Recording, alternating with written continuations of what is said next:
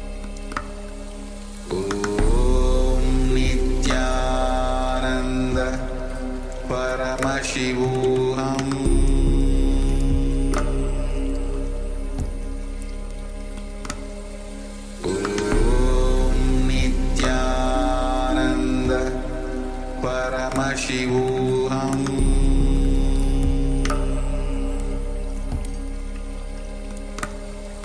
Om Nityananda Paramashivoham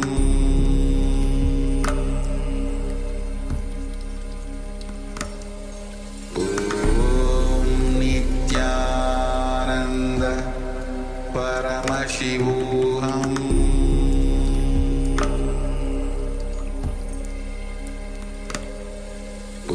Om Nityananda Paramashivoham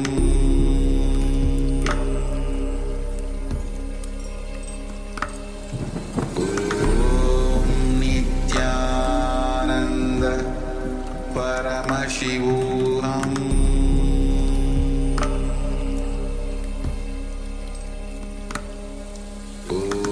Om Nityananda Paramashivoham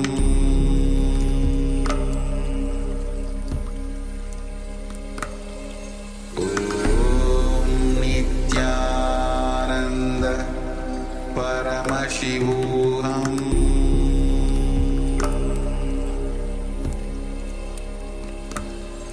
Om Nityananda Paramashivoham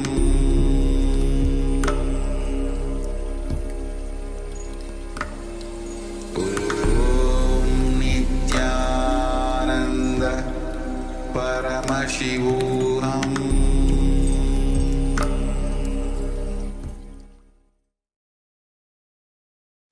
Now slowly, very slowly, you can remove your eye bands and you can open your eyes very slowly. And from that deep restful awareness, that deep feeling connection with Bhagwan, let's take a moment and share what was revealed to you.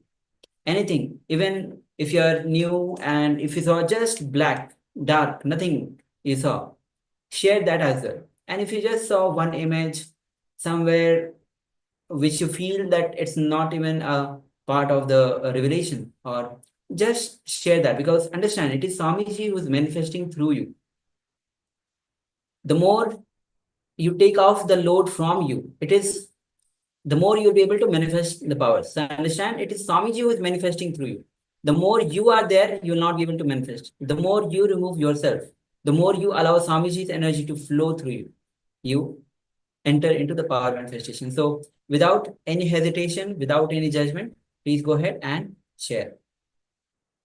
Yes, Richard, yes, I saw the colors red, yellow, fluid, Shakti, and I felt my heart chakra opening. Awesome, yeah. Very good. Yes, thank you for sharing mine. Yes.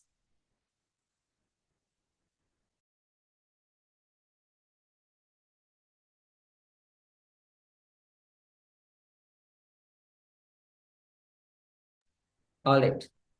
So we'll be now projecting the image which he had shown before so that we can enter into the verification.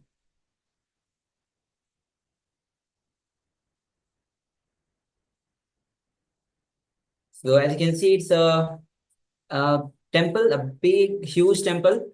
It's actually a temple in Akshardham, New Delhi. It's a huge temple. And you can see it's a beautiful temple, a big campus. You can see people around. You can see even on the sides, there's in the water body around the temple. And even after the outer water body, there are places where people can walk, and the whole campus itself is quite big. And few part of it is captured here. So I saw the colors red. It's a temple, and the temple is always colorful. So definitely we have the red. Even actually I went to this temple, so definitely this color is there. Yellow, yes. Fluid, we have liquid itself. The water body itself, Shakti. The temple itself is a whole energy place itself. So Shakti, yes. And I felt my heart chakra open. So whenever you go to temple, the devotion part of you just opens up. So you feeling that heart chakra opening is not a accident. because it is the temple premises itself. So everything is spot on here. Everything is spot on. So congratulations. Yes, congratulations here. And understand, you have taken a step forward and started manifesting the power. So go again, take part in the power manifestation. Go on, have that deep feeling connection with Bhagavan, deep surrender to grow oneness in you. The more and more you manifest, the grow oneness in you, you'll be able to manifest the power again and again. All right. So with this, now we'll be entering into today's session, which is going to be on Anand Spuna. Anand Spuna means flowering of the bliss. So today we'll be having sessions on the 7 chakras. And even Richardaya had mentioned Shakti felt heart chakra opening. So yes, heart chakra and all the 7 chakras, the Swamiji will be revealing the truths about it, will be entering into the kriyas, will be entering into the internalization exercise. So this is going to be a very powerful program itself. So before entering into each of these chakras, we'll be entering into revelation by Swamiji on the chakras. So Swamiji will be introducing the chakras itself, what is chakras and how even the chakras are formed and what are chakras. So let's get ready. Let's come to the space of listening as we enter into this revelation by Swamiji on the introduction to chakras.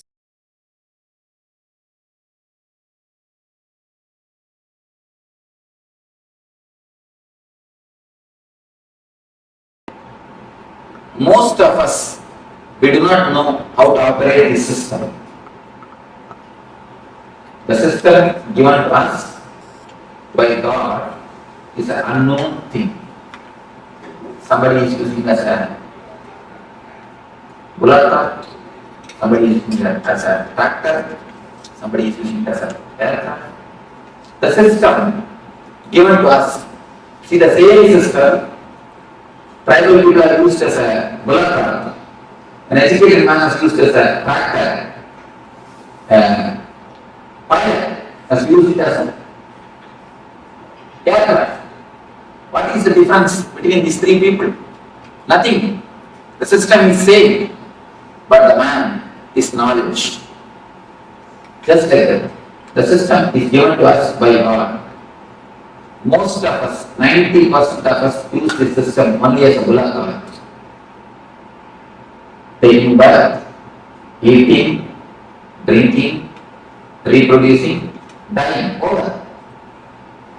Nothing much is achieved in our life. A few Benzes, few bungalows. If you weigh your life, it's few Benz, few bungalow, little bit of moving here and there, over. Nothing much. Few children. Nothing much is the life. A normal course of life.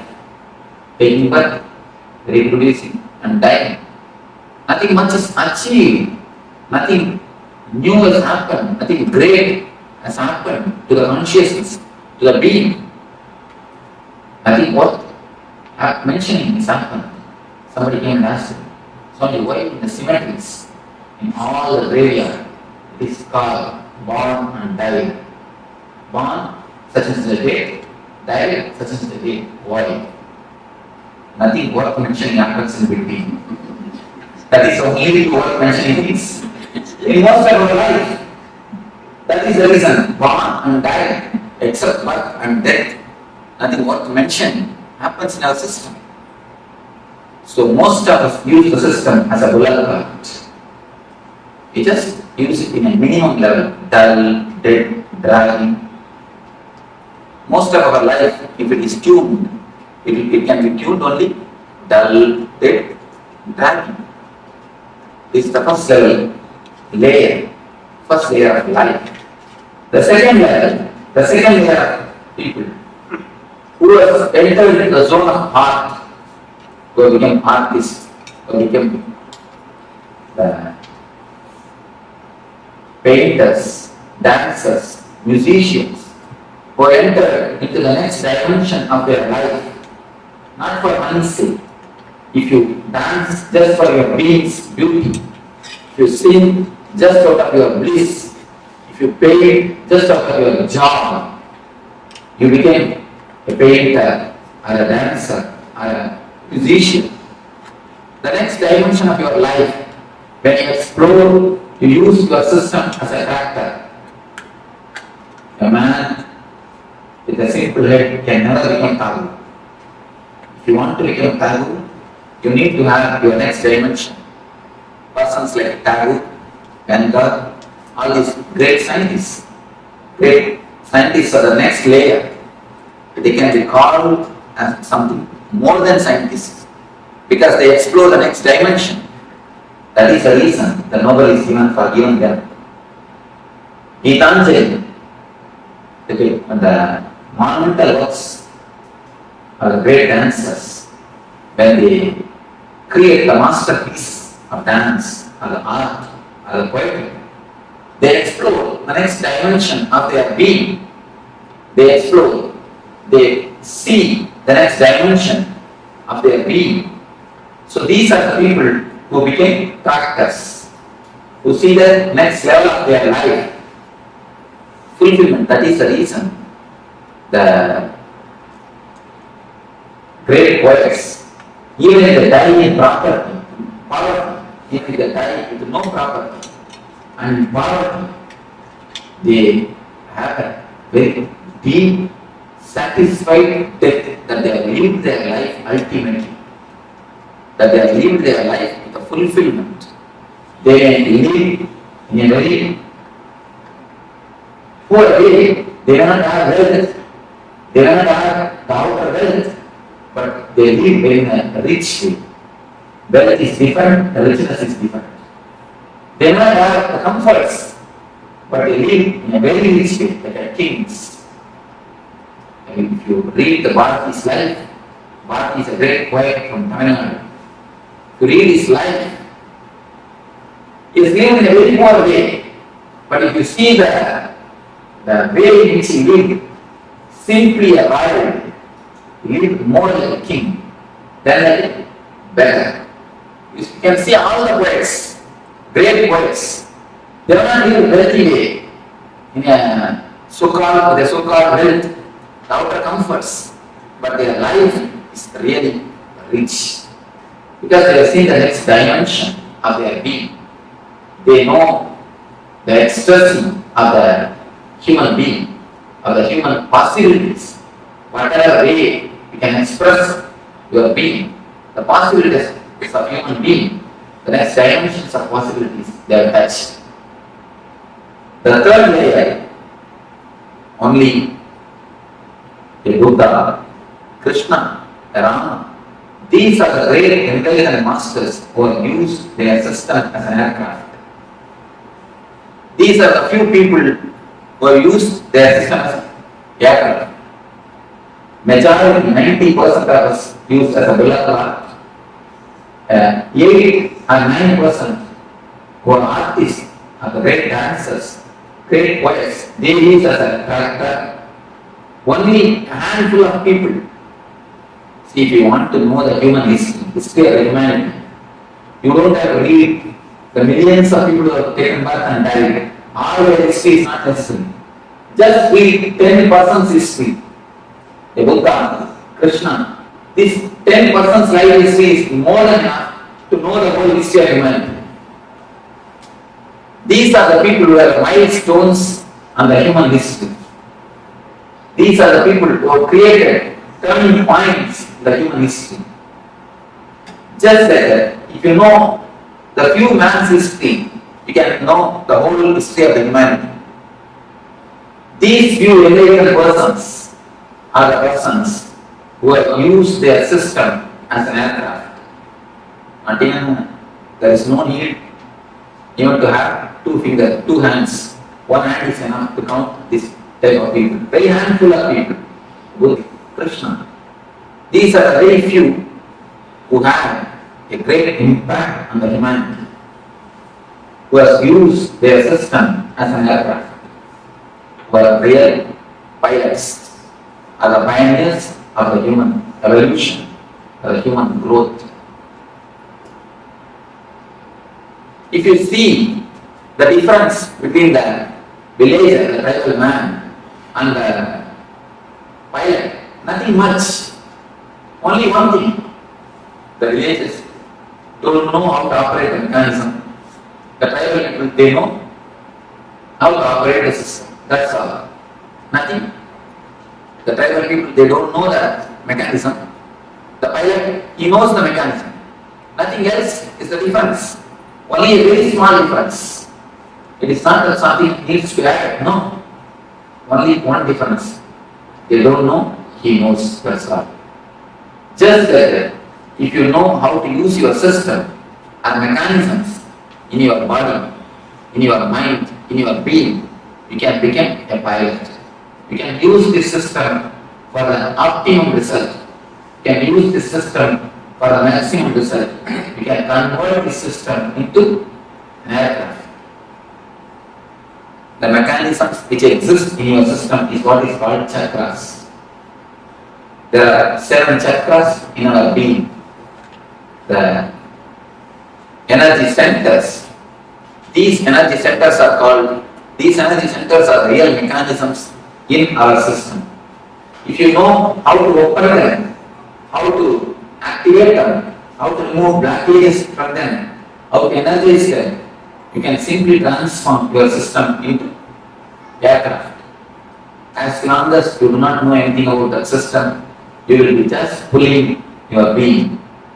You just know how to open, how to energize, how to activate the system. You will be using the same system, same mechanism as an aircraft. So now we will be entering into each and every system, each and every mechanism of your being, and we will explore how to operate it, how to open it, how to work under the chakra, under energy center. Let me show you how the chakras are situated. The small diagram, very small, I think all of you will be able to see how the chakras are situated. If you have this book, you can just open the page 20. The lowest is called Muladhara, the root chakra. You don't have to remember the names. You see, there is no need to remember the names of all these things. Just I am giving an introduction. Then afterwards you will be entering into the deeper layers. You don't have to bother, oh, I have to remember all these names or not. There is no need to bother. You can just see and have an idea. That's enough. First center is called Muladhara. From below I take the root of the spinal cord. Just at the root of the spinal cord. Muladhara. The next is Swadhisthana. Above the Muladhara, below the navel. On the navel, Manipura. And in between the chest, Anahata. Then on the throat, Vishuddhi. And between the eyebrows, Anya. Top of the crown, top of the head. It is called Sahasrara. This much is enough. You know that, if you have a basic idea, few energy centers which exist in our being. Now, we are going to work on each and every energy center, each and every chakra is connected to some emotion of our being. You can see throughout the world, in all the languages, the love and the heart, these 2 words are used as synonyms. Am I right? The love and the heart, these 2 words are used as synonyms. Any language, it is not that all the languages are happened, are created in one time or one place.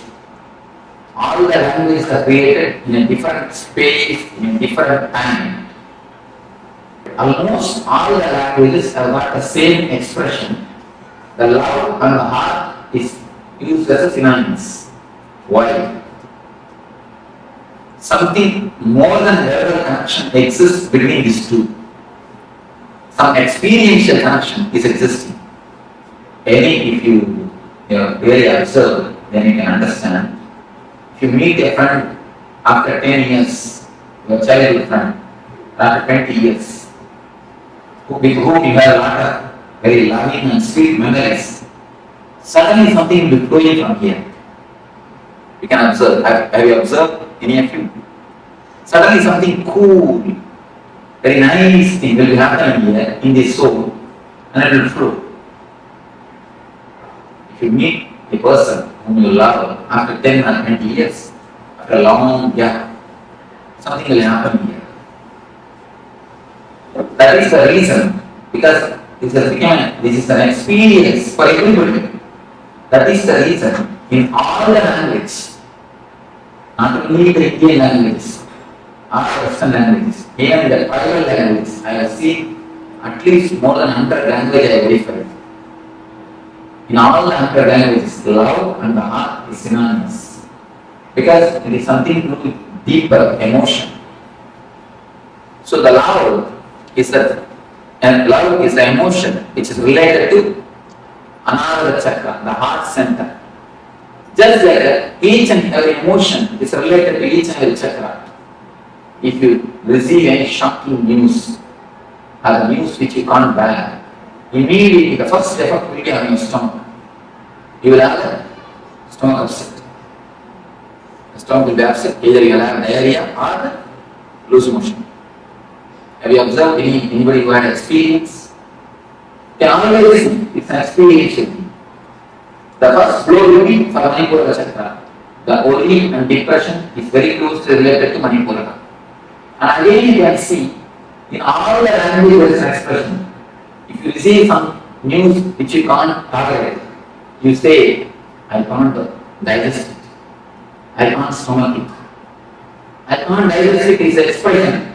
In all the languages, again, because the worry and depression is very closely related to Manipura chakra. Like this, each and every emotion, the sex is related to Muladhara chakra. The chakra which is in the near the end of the spinal cord, the root of the spinal cord.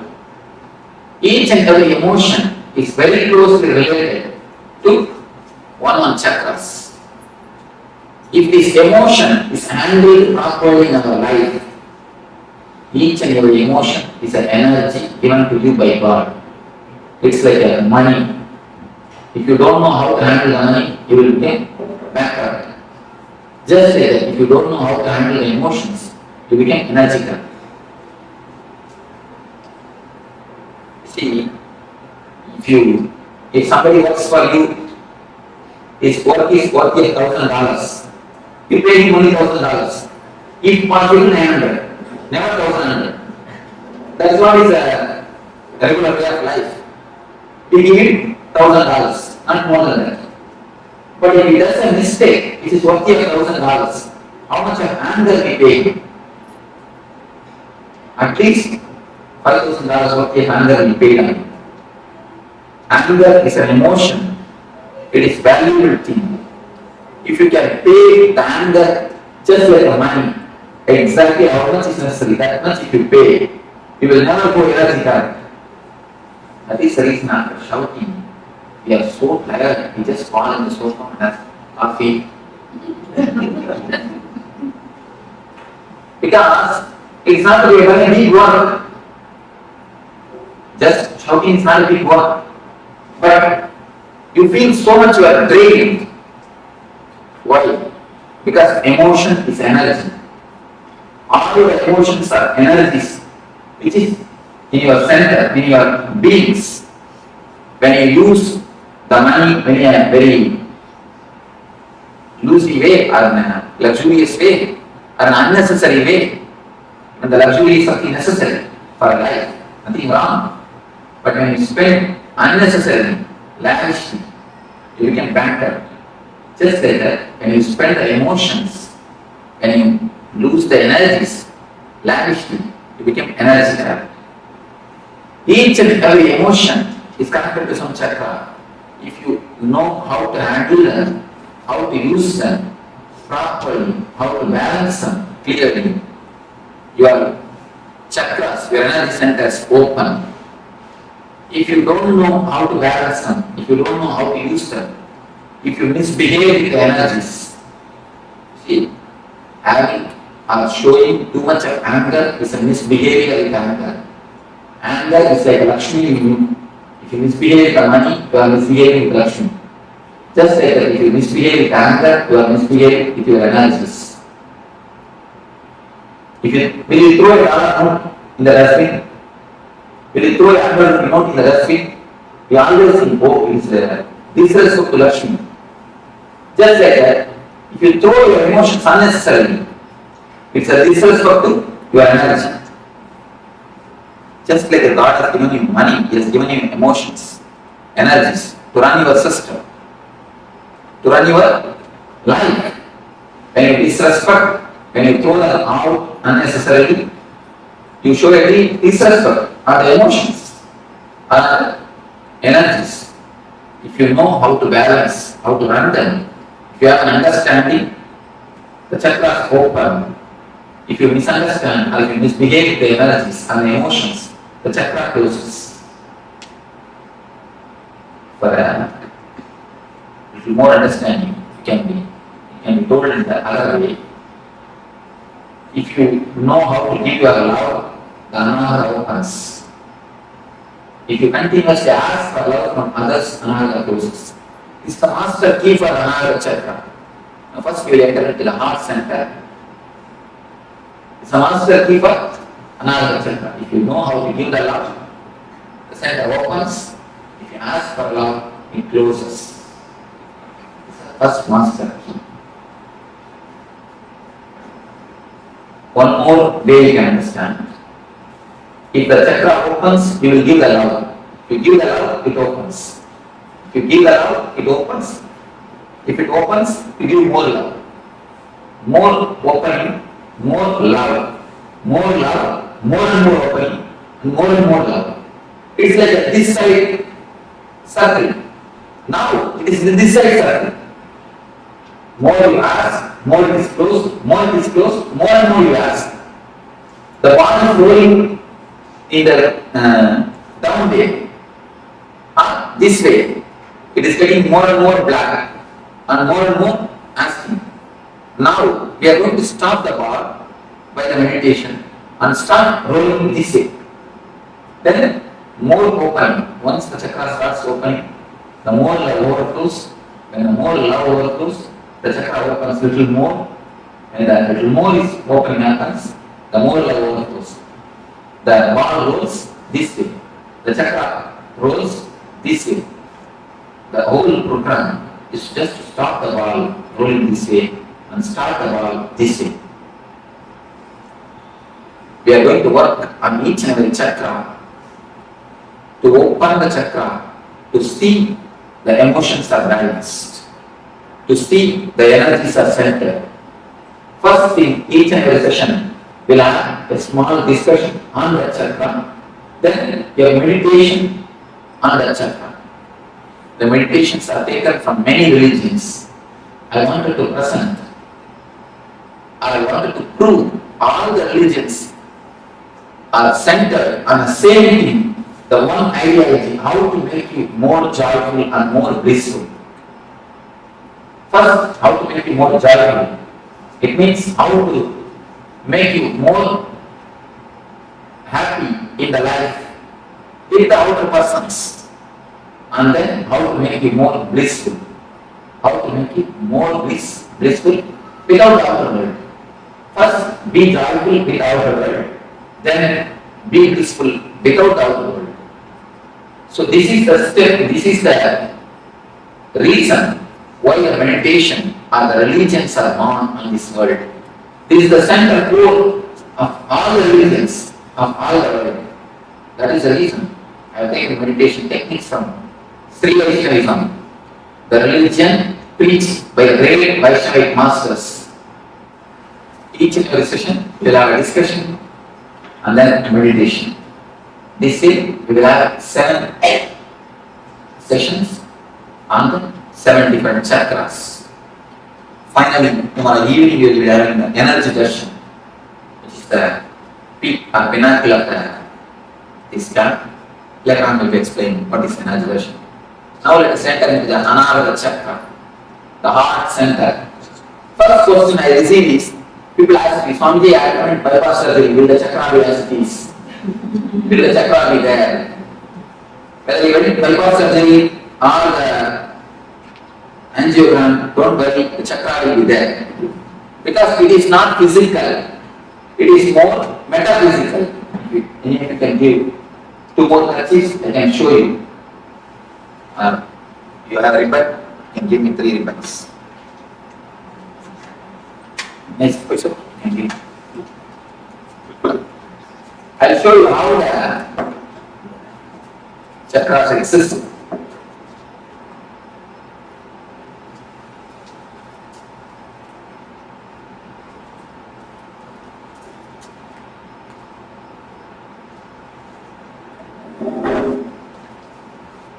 See, it is like 3 bodies.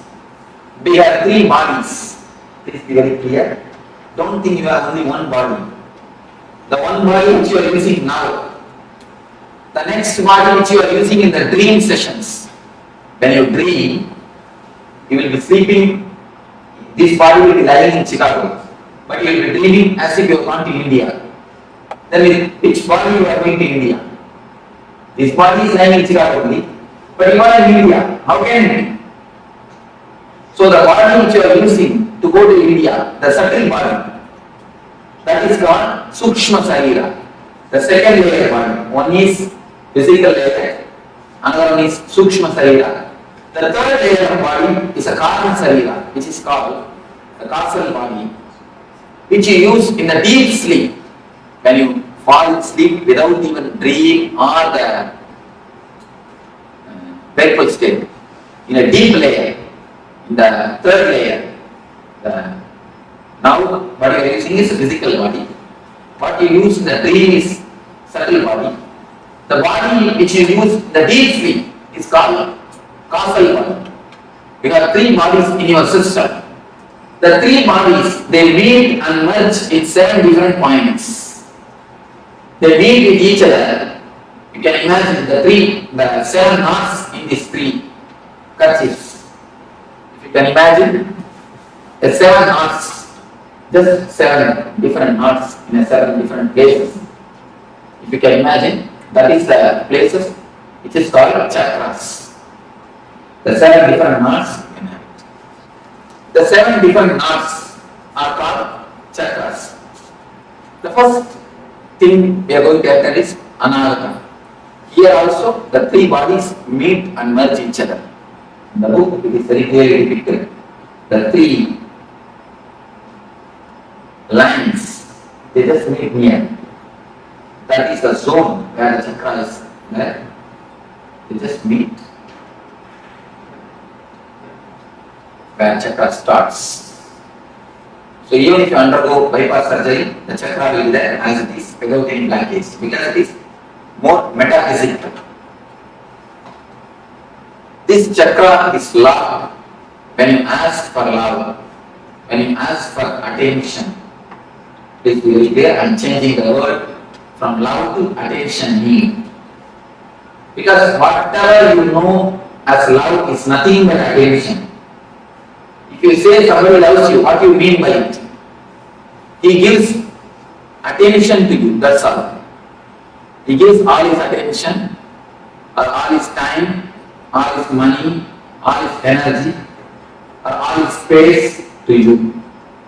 Attention is what we call as love. Actually, except a man who is enlightened, nobody can know what is really meant by the word love.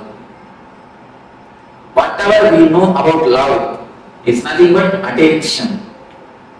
If you say that he loves me or she loves me, what it means? She gives you enough attention. He gives you enough of attention. He gives you enough of his energy or money or whatever. Once the attention is given, everything else is slowly given. So the attention is what is called love in our language. When When you give your attention to others, the chakra opens. When you give your attention to everybody, whomsoever asks, when you leave overflow, this chakra opens. When you start giving, this opens. When you start asking, this chakra closes. You can just see, you can just scan your life. Almost all our life is just centered on the attention of the others. From the young age, we are trained, you can see the young kids. They will just put 2-3 steps and then they look at your face. If you smile, you agree for what they do. Then they do the next steps. Otherwise, they stop and they wait for your concern. You can see in the young kids, anything they do, just they look at your face for the confirmation. For your okay. Only when you say okay, they go for an ahead. They wait. Just like from that age, we start expecting the attention or the okay from the others. The same thing continues till our end. You can see in how many places you just wait or expect the others okay, others attention. You can see more than 80% of your decision is influence or it is waited. You just wait or you just ask for their confirmation, for the others smile. It is not only economically, mostly psychologically. You feel inspired or you feel regenerated. You feel power or the energy only when you get a confirmation from the others. Each and every move of your life, you continuously see whether somebody confirms it or not. You wanted the smiling face of the other. Almost it's like a psychological slavery. In every step, you wanted the other to be the source of your inspiration. If you just scan, you just sit in your room and scan the lifestyle in which you are living, almost 90% of your decisions, 90% of your life is just for the other's opinion, asking the other's attention, expecting the attention of the others, expecting the opinion of the others. It is more like a signature campaign. Each and every husband expects a certificate from wife, good husband. Wife is expecting the certificate, the good wife. Parents, good parents. Son is expecting a good son. Each and every system we expect certificate from our brother, from sister, from father, from son, from everybody. Just to feel good, just to feel energetic, we expect the certificates. Only with a smiling face or with the certificate we go next. We go ahead. See, adjusting or not adjusting is perfectly okay. There is a vast difference between adjusting and compromising. Listen thoroughly and you can contemplate on it thoroughly. We may ask, should we not adjust? Adjusting is perfectly okay, but compromising is very bad. Just understand what is the difference between adjusting and compromising. Adjusting is like you have all your energy source or inspiration or the strength within you. Then you give your love, you adjust for the sake of others. It is perfectly okay. But compromising is, unless they are all supporting you psychologically, you will have no energy to run on your own. When you adjust in that so you are compromising. Most of our life, we have somebody else as a psychological strength for us. If he smiles at you, you have all your energy to run. If he does not open his mouth, if he doesn't smile, the whole day you will feel depressed. Have you observed any time? If he doesn't smile on you, as soon as early morning when you wake up, If he doesn't give his smile, whole day you will feel very low. If some of your boss, or the husband, or the wife, or the son, or the father, if some of them didn't give their attention or their smile at you, immediately you will feel low. It means they are the legs or they are the feet for you to stand. The psychological slavery, psychological handicap feeling, I call it psychological handicap. In America, I saw so much of respect is given for the handicapped people. Everywhere you are parking for separate parking for handicap, separate way for the handicapped people, separate bathrooms or restrooms for the handicapped people, everywhere. Physically handicapped is much okay, nothing wrong. But psychologically being handicapped is a simply sin. Please be very clear. I am giving a new definition for sin.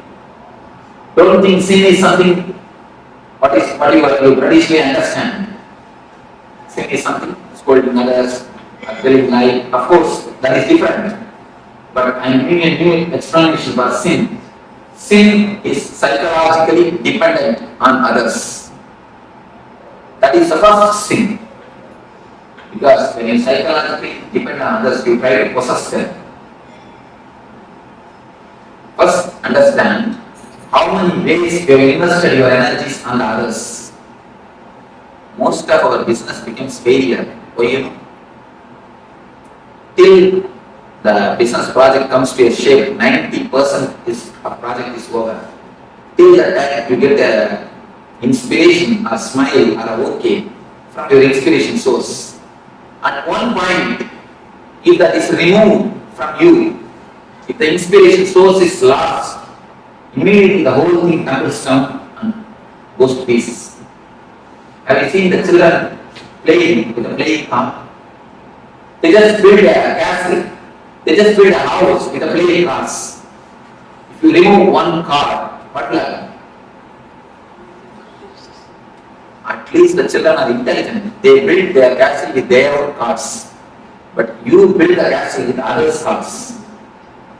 When he gives a certificate, a good husband, you collect that. Good wife, you collect that. Good brother, collect. Good sister, good son, good father. You collect all the certificates and try to build your personality. Just like a car's castle. And if anyone at any time takes away their certificate, removes their certificate, their source, what will happen? The whole personality just collapses. That is what I call depression. Most of your energy is centered on somebody else. Only if they say, psychologically you have a center, only if they say what you do is right. Even if it is right, you are not convinced. You ask for their certificate. You ask for their attention. That is the reason. Till the end, you don't feel you are independent. How much you speak about independence, how much you speak about freedom, it is all only the word. Only when you start loving others, when you don't expect the love from others, when you stop expecting the attention from others, you are really independent. Till that time, you are a psychological slave. Whatever you speak about independence or freedom, you are a psychological slave. Because your source of energy depends on others. Only if he smiles, you can run. If he doesn't smile, what will happen? You will not run. You will feel very low. You will feel very dull. You will feel very depressed. The source of inspiration, as long as the source of inspiration is somebody else, you cannot have your freedom, your anamata cannot be active. Your energy center can never be totally awakened, totally alive. First thing, find out where all you have invested your energy center, on whom all you are dependent. Please be very clear on whom all you are dependent psychologically. You need how many smiles to run. Try to reduce the number of smiles. Even without that smile, start running. Even without that okay, start running. I'm not telling you to go against the society, no. Do your same routine, same lifestyle, but try to reduce the number of smiles. Don't expect, don't keep them, don't make them as a source of inspiration. There are few things which you may not be able to drop at all. Then at least keep them in a good rapport. So that at the time of emergency, let them not take away their cars. If they take away their cars at the time of emergency, then you fall into the real deep depression. So try to become independent. Try your best to be on your own. Try to center all your energy at your own heart, at your own source, at your own personality, at your own being. When you feel you are not able to cut or you are not able to run without one person's smile, understand that I am not able to run without these 2-3 persons. And at least keep a compromise with that 2-3 persons. You will know that I am compromising with the 2-3 persons. I am not serving them, I am compromising with them. Please be very clear. Don't expect any reward for your compromising. Many of us think, I have served my husband so many years, all these duties I did, but I never had any reward. He never did anything for me. Be very clear, if you really serve, always will have reward. But all our service is just compromise. He is the source of inspiration for us, so we compromise something. So be very clear, all your work, all your attitude of seva, we again and again tell, I took care of my son so much, I did so much for my son. After growing, he never did anything for me, he went away with his wife. Be very clear, if you have done really service, if you would have done really something, if you would have given, you would have never lost. We just give and take. He is the psychological support for us, so we compromise with him. Just scan or filter all your emotions, all your understandings, revise completely where all you have failed, where all you take decisions, you are dependent on others. This one understanding can give you a tremendous strength on your own, to stand on your own, to run on your own. When you understand it's a slavery, you will never invest your energy on others. As long as you understand only God, people say, Swamiji, I understand the smoking is bad, but I am not able to stop it. Then be very clear, never till you understand. If you really understand, you can never fight, you can never again smoke it. Do you say, I understand, if I put my hand in the fire, it will burn, but I am not able to resist the temptation to put the hand. You never say that. Once when you understand the hand, if I put my hand, if I put my finger in the fire, I will get burned. You never do it again. You always keep yourself away from the fire. The same way, if you really understand that there is a psychological slavery, simply you can see, you can be so clear, you can be very, very clear, it will transform your life. Only thing we don't understand. Have this understanding after going back to the house and after a few days.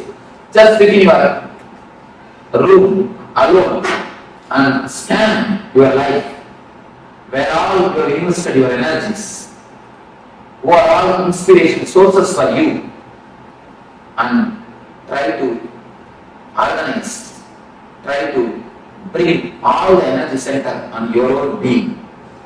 Don't let somebody else to drive you. If you keep somebody else as an energy source, you are allowing somebody else to be a driving force for you.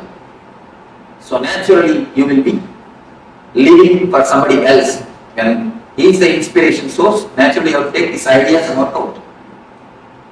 You have life or the time only to live your desires, not all everybody's desires.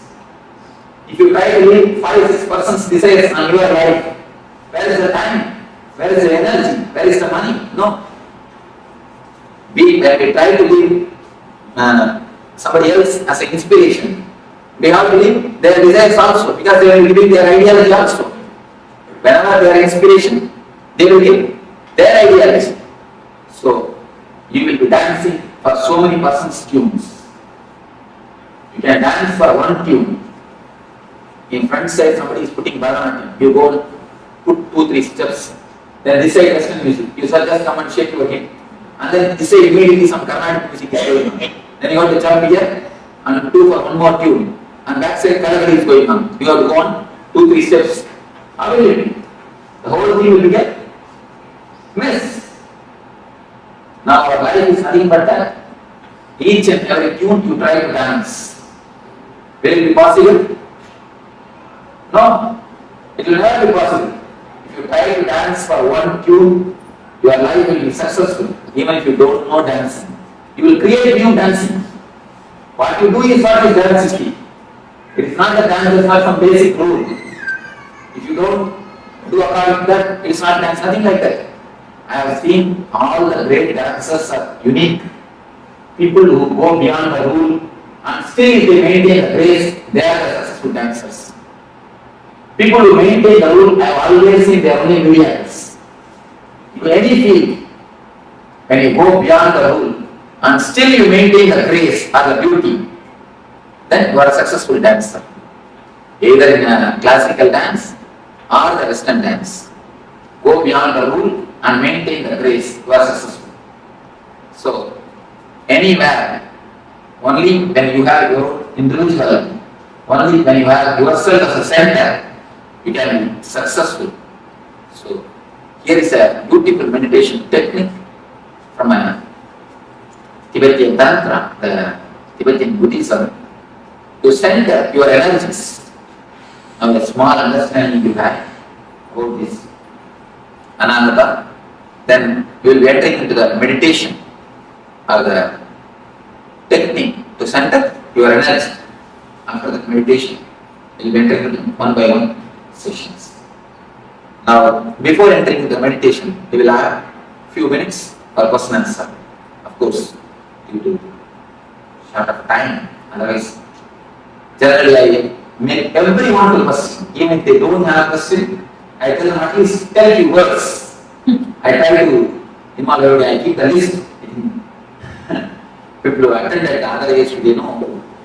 I make everybody to ask, but now I think we do not have so much of time. At least few questions, I will try to respond to. Yes, A few things like if somebody says don't put the hand in the fire, we don't because we know it burns either by feeling it or by experiencing it.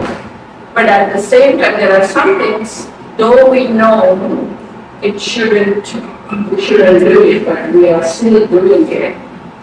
It's like a psychosomatic because it's comforting and we really do it. One small story.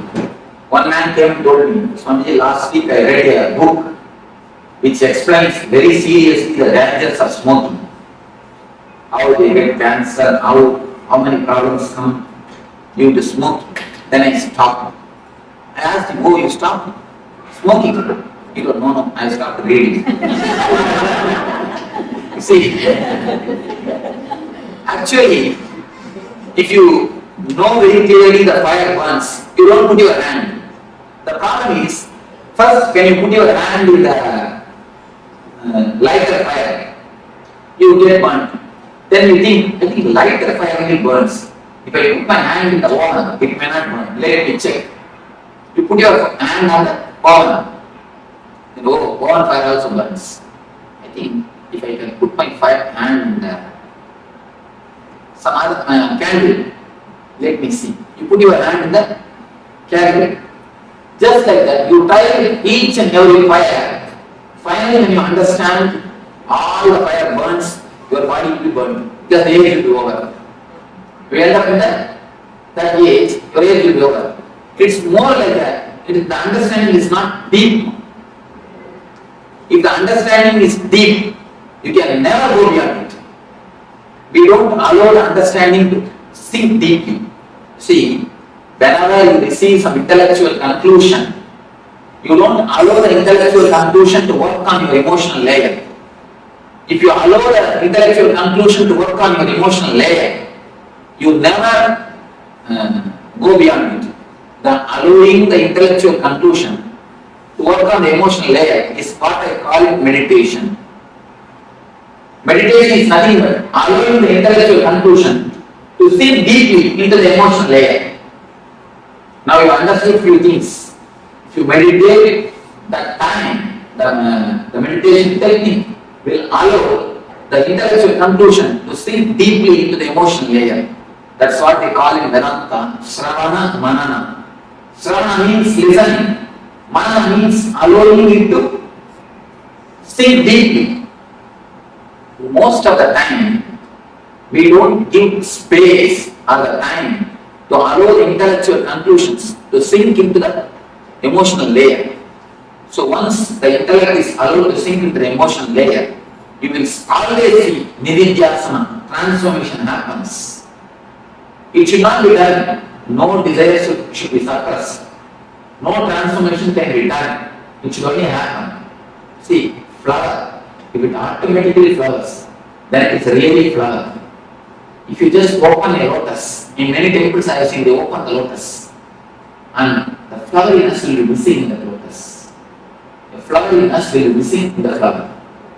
Only if it blooms or if it flowers by itself, it's got beauty. You can do few things. You can allow the transformation to happen.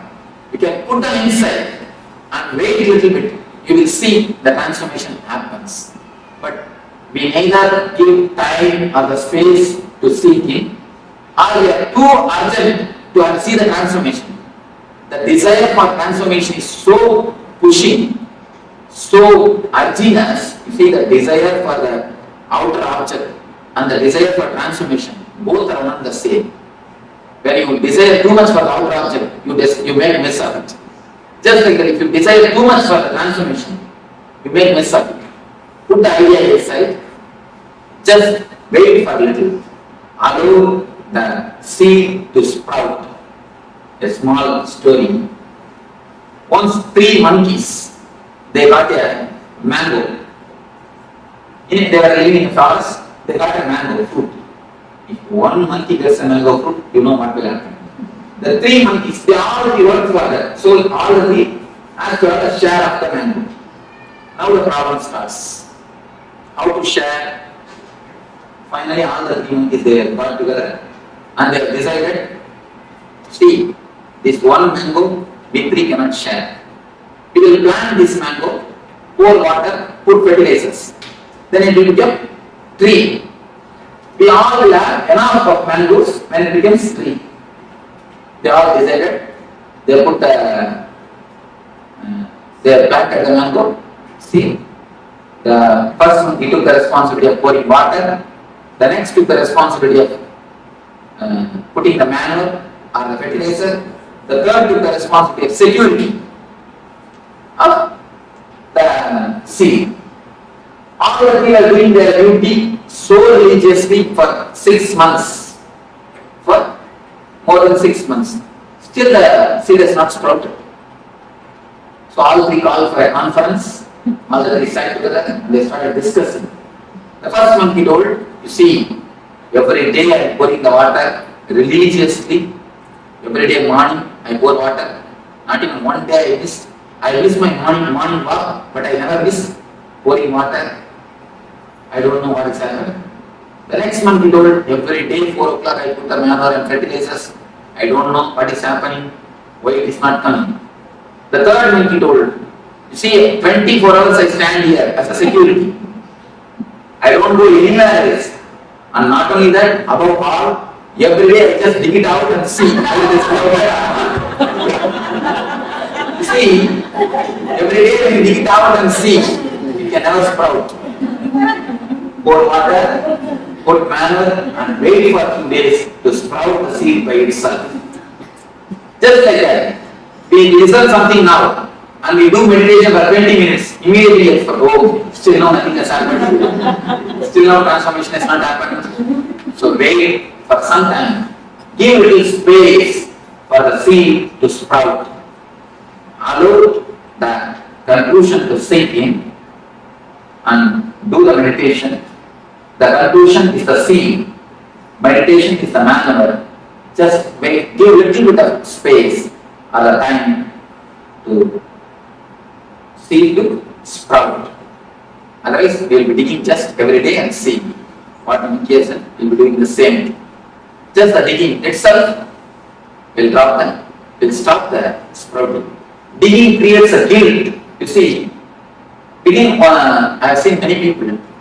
As soon as you hear these things look so nice and so well put, immediately you start working it out. When you start immediately, naturally you will feel you will have one pitfall. Then you create a guilt. Oh, I am not able to do. I am not able to see. The guilt that I am not able to stop smoking creates more trouble than the smoking itself. The guilt becomes so deep layer in your life. You decide, I cannot put all these things into the life. I cannot practice. The Swami can practice because he has lived all his life, but I cannot practice. You come to a conclusion that these are outdated ideologies. These cannot be practiced just by one or two pitfalls. That's the reason I'm telling you, allow the transformation to happen. You will see it always happens. I have not seen single seed die. Maybe in the outer world, seeds may die. In the inner world, no seed dies.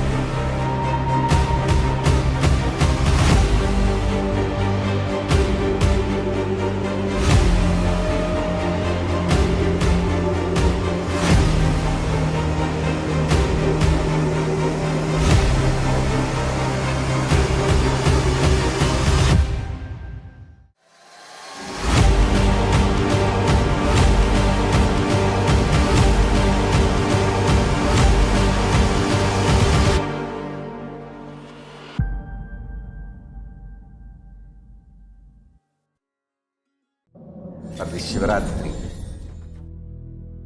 meditate on this light, intense light, which makes you feel very pleasant in the body, and that heat which is very pleasant.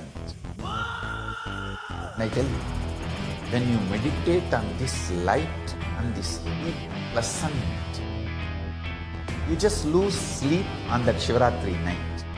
You become awake. That is what is the real context of not sleeping on that night.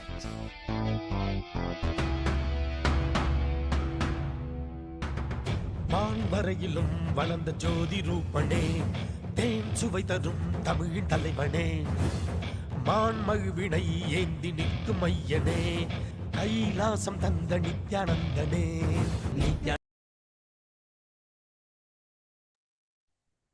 Yes, Nitya, all of you. So this was the revelation by Swamiji on the introduction to chakras. Swamiji actually shared how the chakras are the form, all the nadis, when the energy centers, when they meet at each other, the three subtle bodies, when they meet each other, the three bodies, the subtle body, the causal body, and the physical body, when they meet each other, they forms the energy center. These forms the chakras. And Swamiji revealed so much, and how if there is an imbalance in the chakras, we fall into disease. And that's why it's really important to work on the chakras. So disease is only an imbalance in our chakras, because our body and mind are rooted in our consciousness.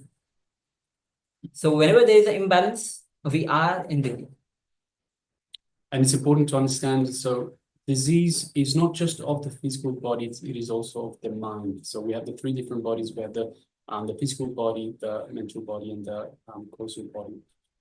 So it's not just the body itself, the physical body, that is affected. It is also the mind. Our entire being is affected when there is an imbalance in the chakras.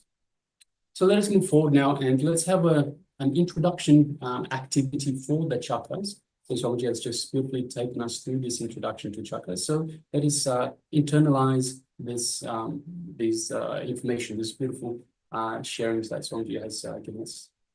So let's take a few minutes and let us draw a visual that you can use for the rest of the class today, and of course for the rest of the program as well, to keep you reminded which chakra we are working on. So we'll be showing you a diagram of the human body. So a diagram of the human body with all the individual chakras, what they're called, where they are located. So we'll display that shortly. So requesting everyone, please gather a pen and paper. So wherever, whether you're following us on YouTube or on Zoom, on two-way, please requesting everyone gather a pen and paper, because we will be referring to these throughout the program. So it's good to have a reference. It's good to understand where each chakra is. So as part of this activity, we'll locate the chakras. We'll also name each chakra. So because they're already named, we are writing down the name of the chakra. And later on, straight after this, we'll be looking at what affects each chakra, what blocks it, what unblocks it, and the powerful cognitions that are related to each chakra. So let us now begin with the visual, with a diagram of the human body.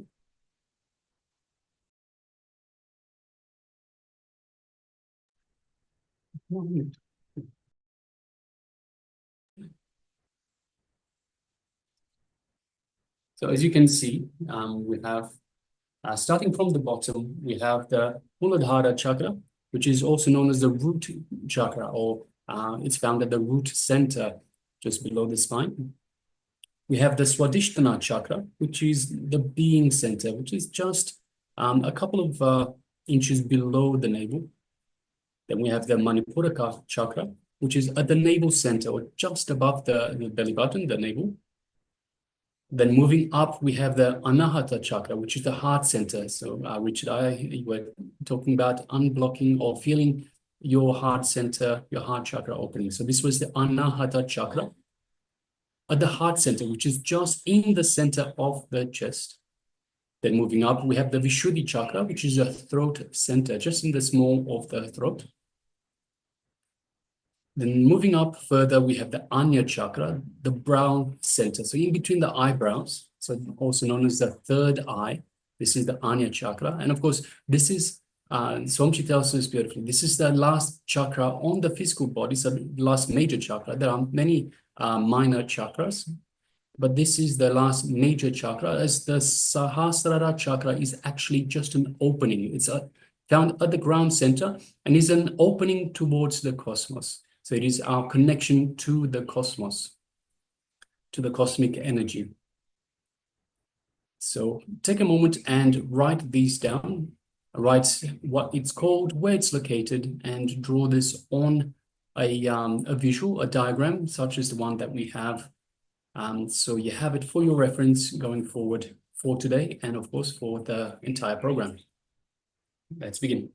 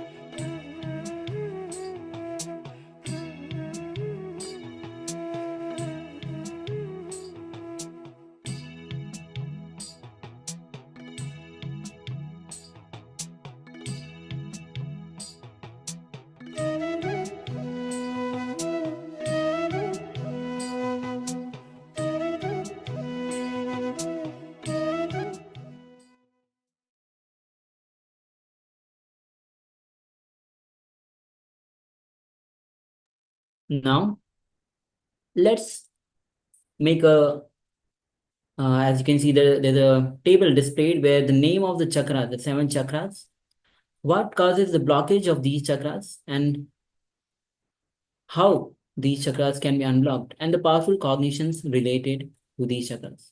First is Muladhara chakra.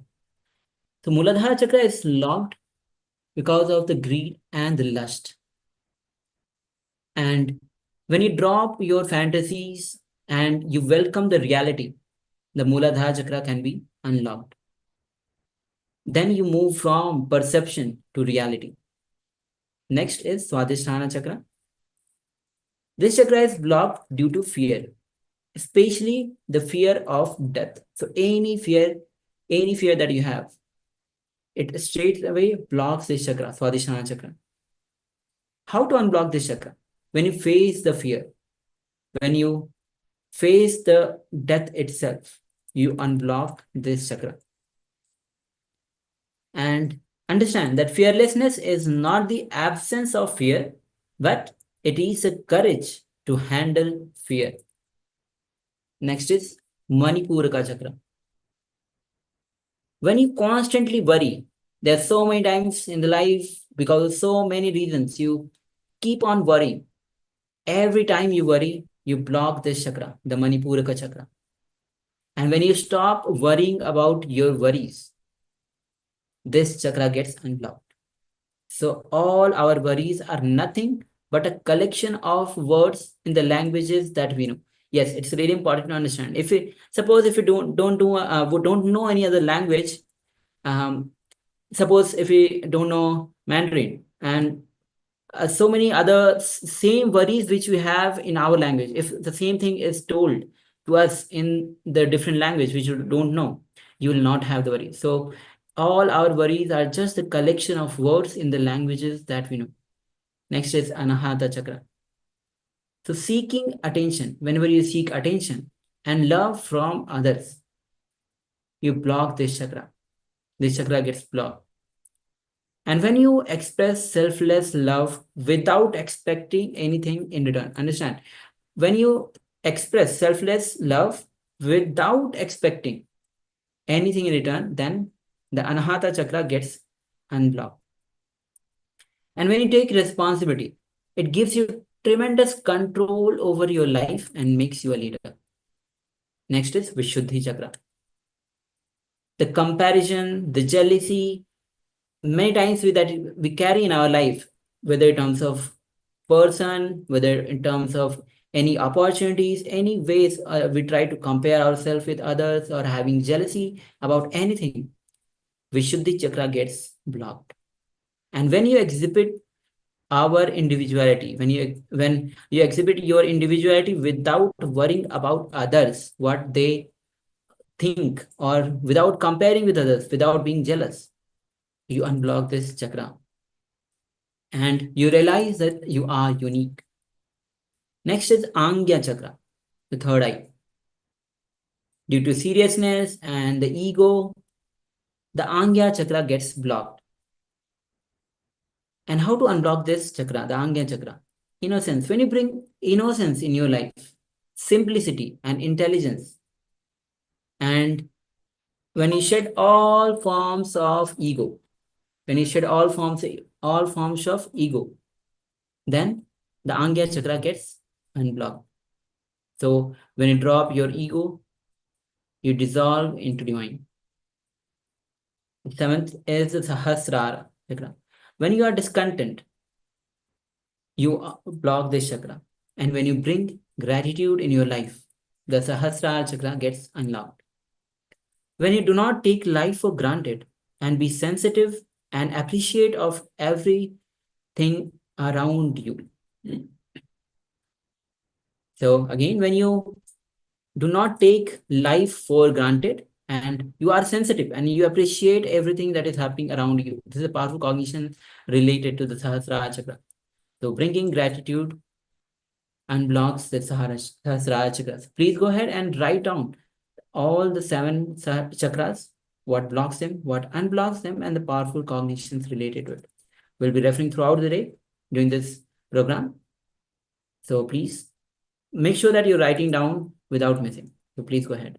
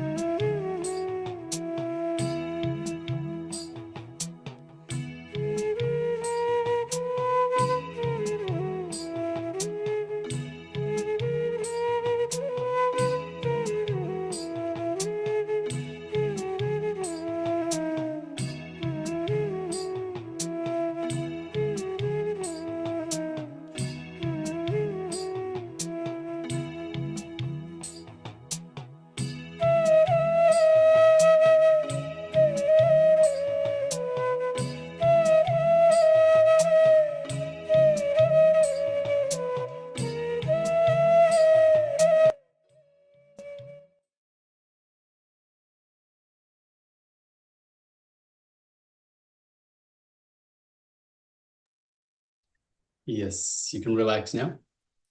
And of course, if you have any questions in relation to the chakras,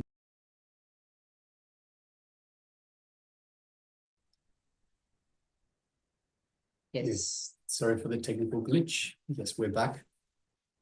Just a small technical glitch. But as I was saying, if you have any questions in relation to the chakras, the chakra system, what blocks them, what unblocks them, what emotion they're all related to, and so forth, please do let us know. We're only too happy to help out. This is what we're here for. We are here for you to facilitate your learning. So next, we'll be moving on to the next part of the program, which is a power manifestation segment, and it is one of my favorites, called Consciousness over Matter. So Consciousness over Matter is the power manifestation that we will be having today. So requesting all participants, you will need something like a coconut or perhaps a round fruit. So anything that is round in nature that can roll from your hand. So we'll be placing it on our hand and rolling the coconut, feeling the energy inside it, feeling the vibration inside the coconut or the fruit, whatever you have available for yourself. So it's very important that we have so either a coconut or a round fruit, so something that can easily roll out of your palm. So later on, in the later round, we'll be rolling the coconut or the fruit out of our hands. So it will be lying flat on our hands, and it will simply, through the power of consciousness of matter, roll out of our hands. So let's get ready to enter into the manifestation. And before we enter into the manifestation, let's enter into the SAS Pramana, which is the scriptural reference for manifesting the consciousness over matter. So the SAS Pramana is taken from the Vijnana Bhairava Tantra, Dharana 95, Sutra 120, which says, Vachid vastuni vinyasya sanardrishti nivartayet tajjana chit sahitam devi sunyalayo bhavet. Bhagavan Paramahansa says, having fixed one's eye on a particular object, vastu, one should slowly withdraw the sight from that object, as well as slowly eliminate the knowledge of that object along with the thoughts and impressions of it. Then, O Devi, one abides in Shunya, the state where there is nothing other than this exist, which is the state of all-inclusiveness or infinity. So with this, let's get ready to enter into this round of power manifestation. So the first round we'll be entering into is feeling the vibration. So once you have your coconut or your fruit, we'll be placing it on our palm. So first of all, the palm must be flat. It must be steady and flat. So make sure you're not scrunching it like this. You're not going overly this way, and you're holding the palm exactly flat. So I don't know if the camera can get it. This is flat for me. So this is exactly flat. Yes, and we will be placing the coconut or the fruit on the flat of our palm as such, so that it's sitting stably. So on the camera, it looks like I've got my hand a little bit this way, but that is not the case. So this is flat for me. So we'll be having it as such, flat, and make sure that it's steady, not moving this way. That also, it's very important. If you see how we have the coconut, we have the top and the bottom of it that is situated longwise this way across the palm. So that way, the round bit is sitting in the palm, so you can easily roll out of the palm later on when we get to those rounds. So it needs to be sitting like so. So with the front, so it's similar with the fruits as well. So the fruits will have a top and a bottom. And again, the same way, they need to be placed in this axis, with the bottom on this side, top on that side. So that way you can easily roll across in the palm. So for this first round, we'll be just feeling the vibration. We'll be feeling the vibration of the coconut or the fruit that you have with us. So first of all, requesting everyone please come on camera. So requesting we have Richard Thomas Aya and Ma Ling Ling Du. If you could please come on camera and let us take part in this power manifestation. If you have a coconut or a fruit.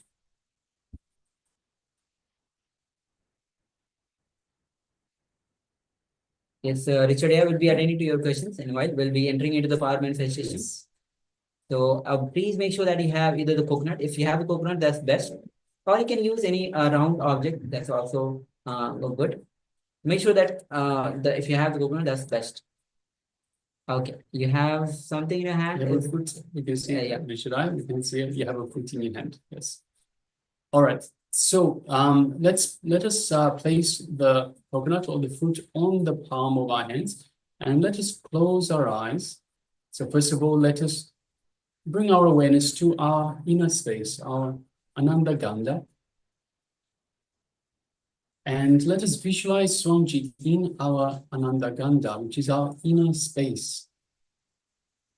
So visualize Swamiji's Atma Murti, or your favorite image of Swamiji, the one that you feel most connected to. And let us kindle that connection. Let us connect to Swamiji through that image or Atma Murti. Let us connect to Swamiji in our inner space, our Ananda Ganda, just below the heart center. And just take a moment and feel the love, the compassion, and the infinite grace that is radiating from Swamiji, from your inner space. As Swamiji is showering you with all of that. Just take a moment and feel the love, compassion, infinite grace showering upon you from your inner space.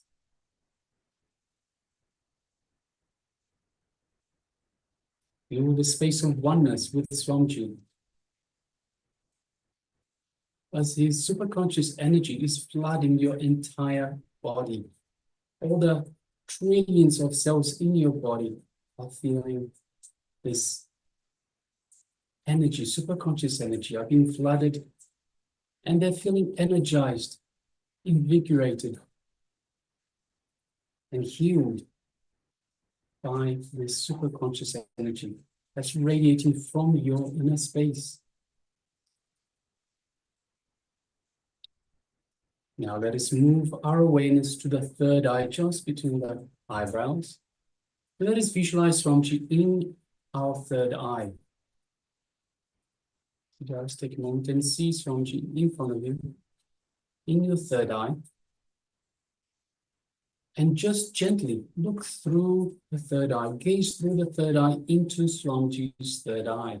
From your Anya Chakra into Swamiji's Anya Chakra. And as you do so, you feel an energetic connection to the Master's eyebrows, to the third eye, to the Master's third eye, the eyebrow center.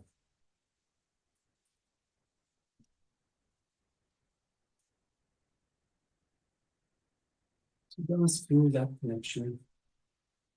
Feel a light build-up of energy in your third eye.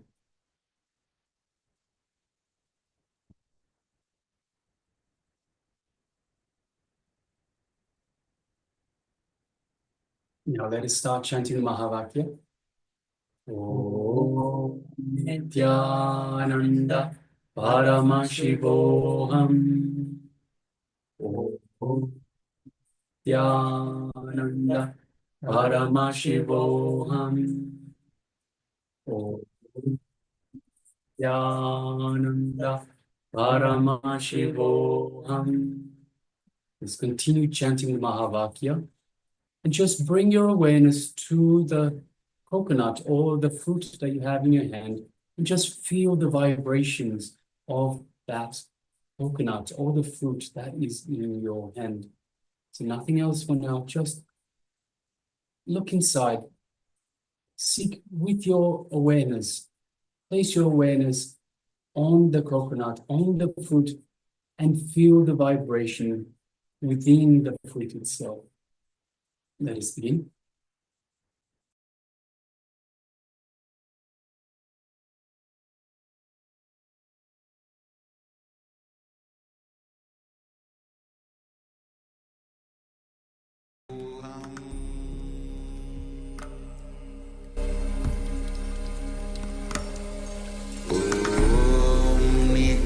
Nityanand परमशिवोऽहम्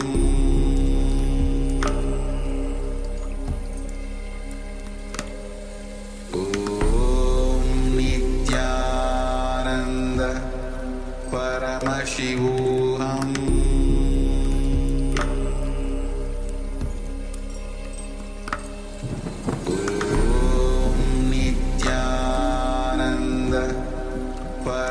परमशिवोऽहम्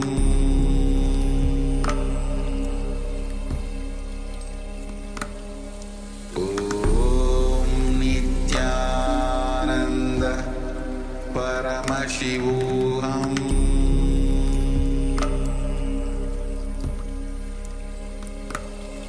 ॐ नित्यानन्द परमशिवोऽहम्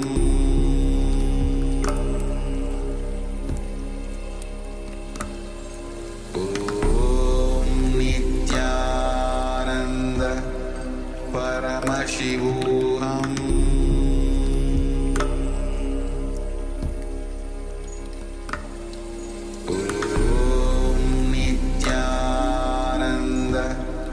परमशिवोऽहम्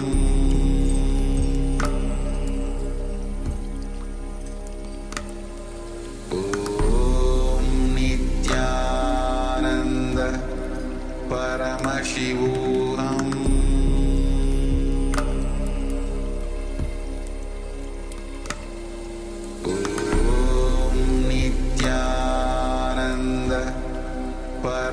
परमशिवोऽहम्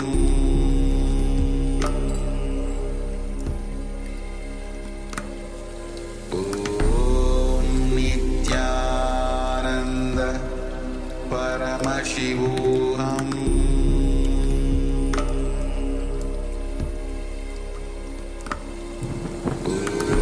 ॐ नित्यानन्द परमशिवोऽहम्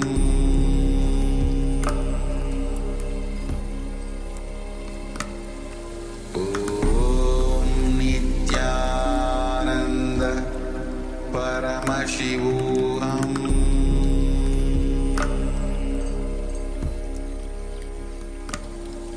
ॐ नित्यानन्द परमशिवोऽहम्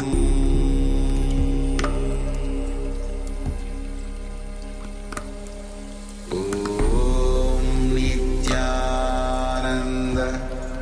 परमशिवोऽहम्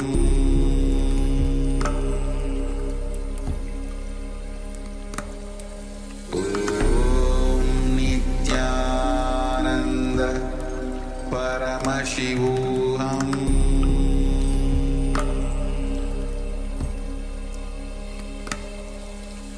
ॐ नित्यानन्द परमशिवोऽहम्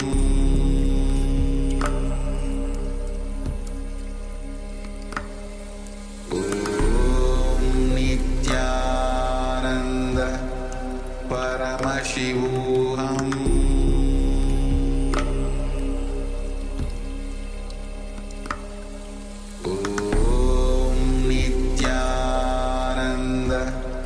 परमशिवोऽहम्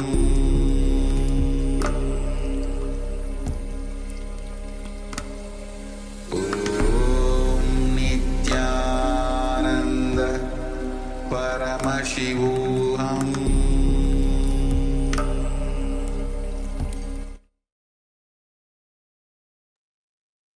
Yes, you can relax now.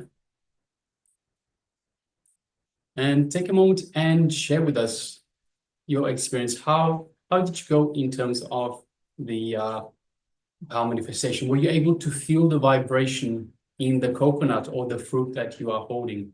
So just take a moment and share with us. And understand that when you realize that even the fruit, as this hand is a part of you, you don't feel hand as separate thing. You know that your hand is a part of you. You feel every sensation, you feel the touch. In the same way, when you establish in the consciousness, when you act from the consciousness, from oneness, the fruit is very part of you. That's why you feel the vibration. Yes, my apple felt like it will fly up, and I felt love.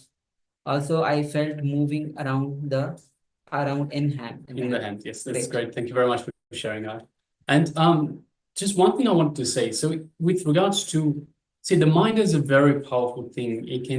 So the mind, the consciousness is a very powerful thing. We can experience everything, we can experience anything, any situation as any other situation. There was a study that was done where people had their hands in front of them, and what they actually did is they put a cardboard box or cardboard protector on this side, so the person wouldn't be able to see their hand. And instead, they put a fake hand in front there. So obviously, they knew that the hand was fake. They knew that it wasn't their hand, and the hand was on the other side. But after a time, of seeing that hand there, they associated that hand with themselves. And the funny thing is, it's a prosthetic arm. It's something that it doesn't have any feeling. But when they took a needle and touched the prosthetic arm, the arm that was just sitting there, the fake arm, the person actually experienced pain. So it is in a similar way. So the mind can do amazing things. So in a similar way, we can feel this coconut. We can feel it. We can have this coconut as part of our hand, as part of our very being, and we can feel the vibrations. So that is the science behind this this power manifestation. All right. So now let us move on to the and of course we will be going through further. So Thomas I was sharing that he was moving around, and yes, in further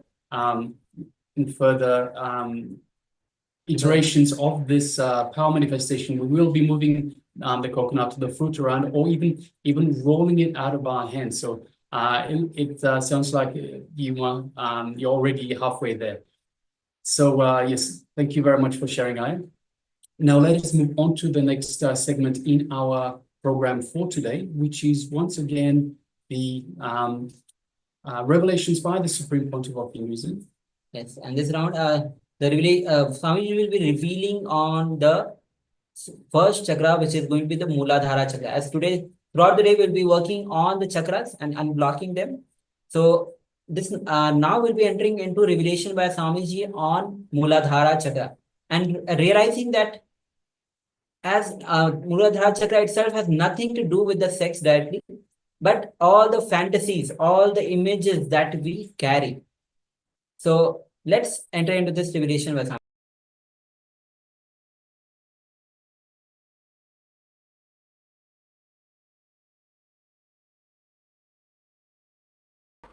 So now we come to the first chakra. First chakra is Mooladhara. As I told you, there are two ways to open these chakras. One is meditation, another one is maturity. Maturity means just understand in which way these chakras are locked.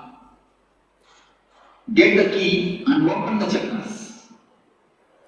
If you know how to open the chakras, you will see the maturity descends on you.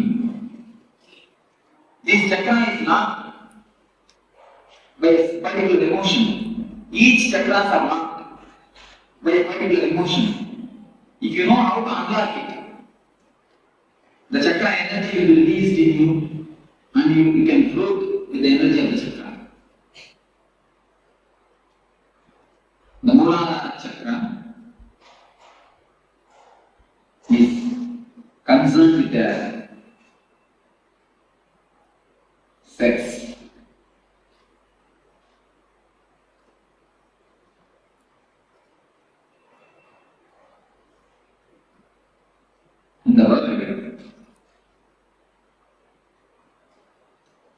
most talked about, most discussed about, most of the books are written about.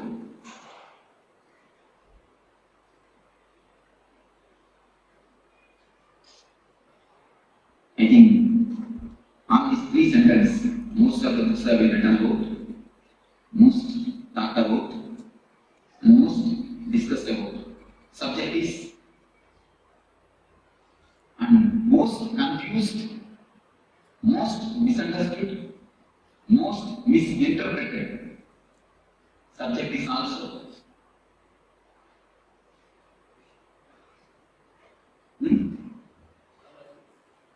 No. No. Sex. This is the subject.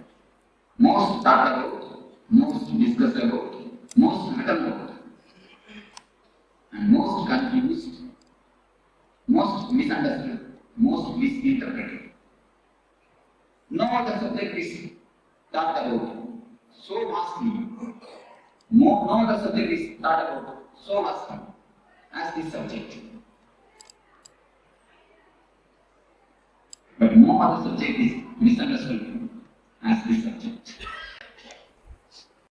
We try to avoid the subject, we try to indulge in the subject. The man who tries to avoid the subject tries to avoid the big pit in front of him. If he doesn't know that pit is there, how is he going to pass it? Man who tries to indulge in the subject is trying to jump into the pit. So both are not supposed to be done. We should know and pass it. Either we try to avoid or indulge. Do we try to do anything else? What is the reason? Ancient rishis, science give a very beautiful, clear understanding of this subject. The man who wrote the Kama Sutra, the science of this book, of this subject, is a sannyasi like me. Anybody know? He is a rishi, Vatsyayana. He is a rishi, he is a sannyasi like me. He is questioning, what authority do you have to speak about this subject? He is questioning. I think proper question, the right question. Any man who is little bit intelligent will put this question. What authority do you have to speak about this subject?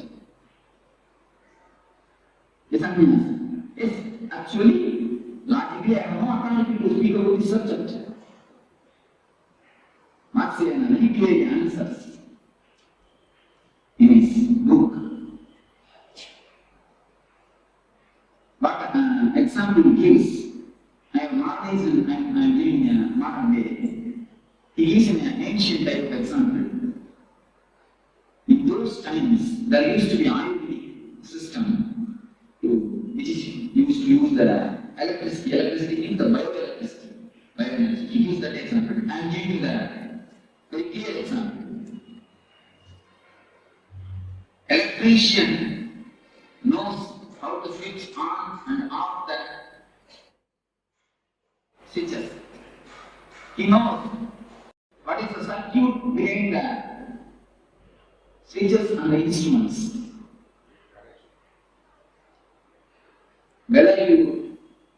When you switch on, what will happen? Switch off, what will happen? Everything he knows. He may not have switched it on and off. He may not have directly done it. But he knows the science behind it. He knows the energy flow behind it. But a man every day uses a switch. He is switching on and switching off. He may not know the science behind it. Am I right? Many of us know only how to switch on and off, not the science behind it. That is why many times we get shocked. That is the reason many times we get shocked. We are many fathers, grandfathers, we have all grown up finished our life. We may have done it. Just like an normal man who knows only how to switch on and off the switch. But he doesn't know the mechanism or energy flow behind it. Just like an ordinary animal, living with a simple basic instinct. But Marciana says, I may not know how to, I may not have done the switching on and off, but I know the background energy flow. I am the man only as an authority to speak about these things. Marciana says, a real sannyasi is the only person who is authorized to give an idea about the subject. Nobody else has got any authority, he says. Because he gives one more example. Some two persons are playing chess. Sadhuranga, chess. Two persons got involved in chess.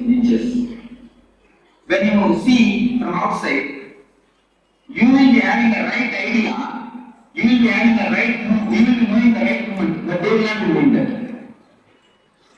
Have you any time experienced it? When you see from outside, you will be knowing the right moment. They will not be knowing it. But when you sit and play, you will not be knowing the right moment. The person who is outside, he will be knowing the right moment. Have you accept this? What is the reason?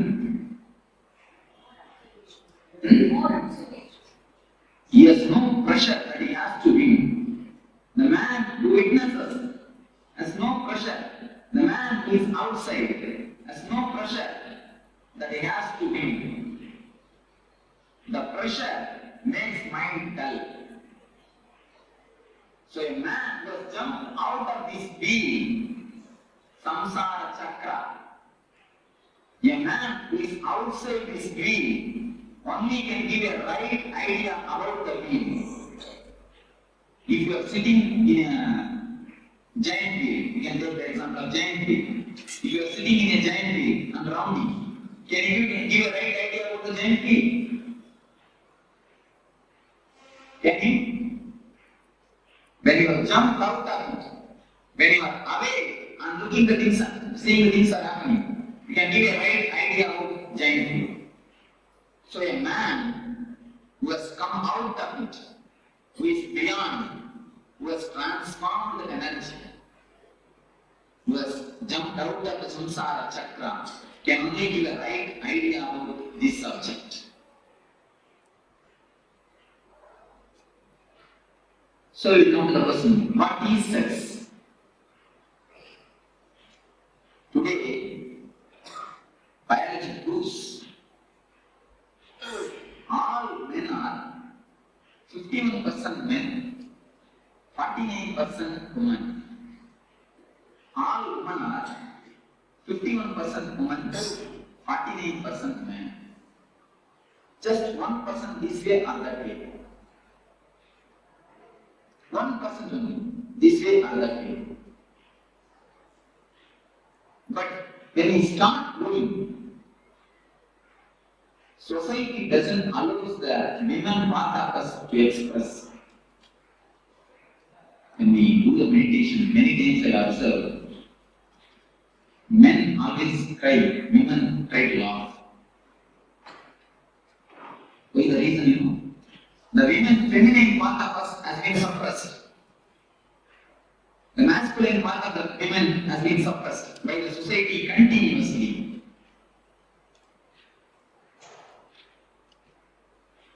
When we start growing,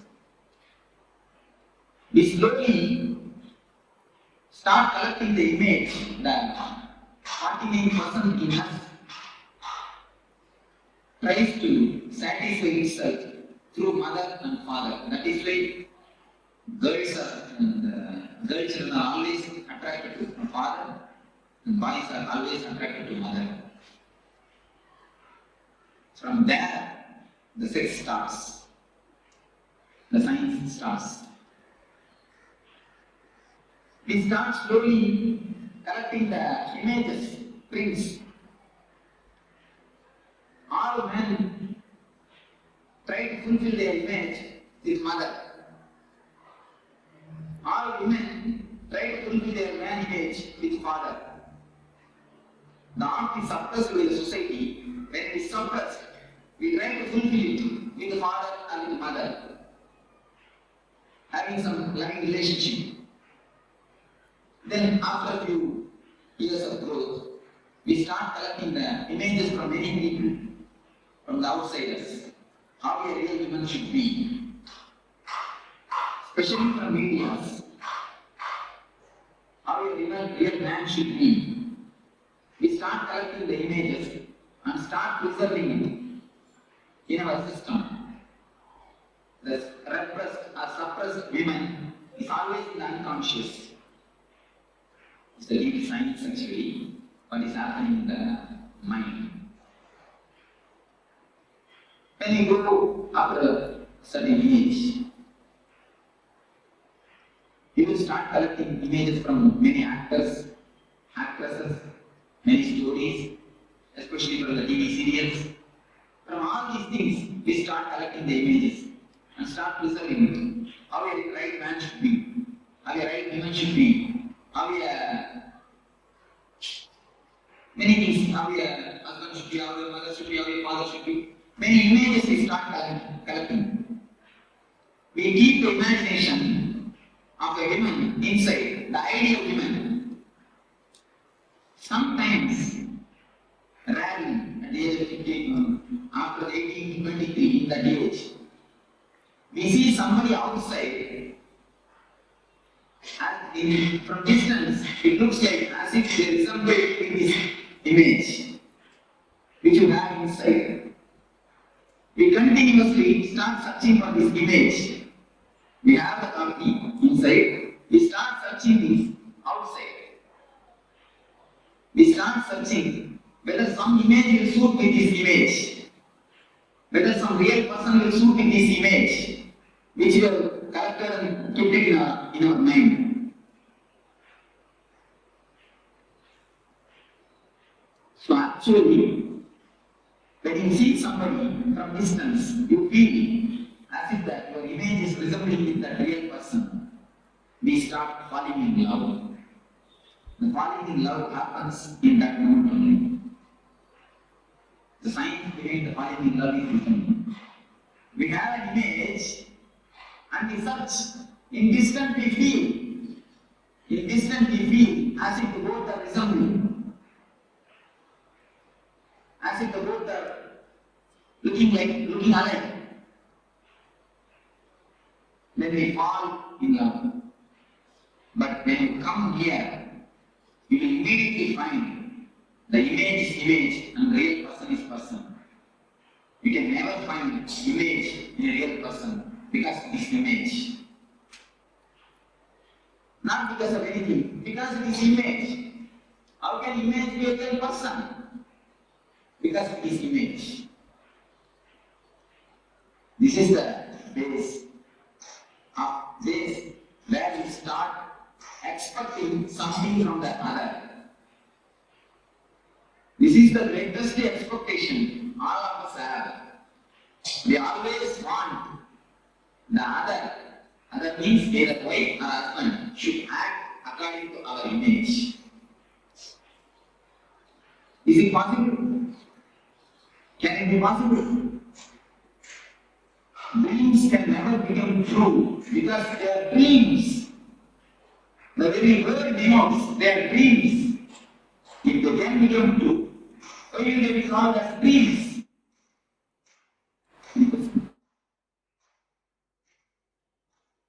Just me, very clearly.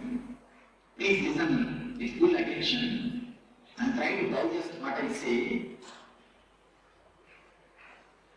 That's why I'm very slowly. If any question please raise, now we will come to the clarification. This is the way in which our expectations about others starts. We collect all types of images from media, TV, wherever we see the ideal person.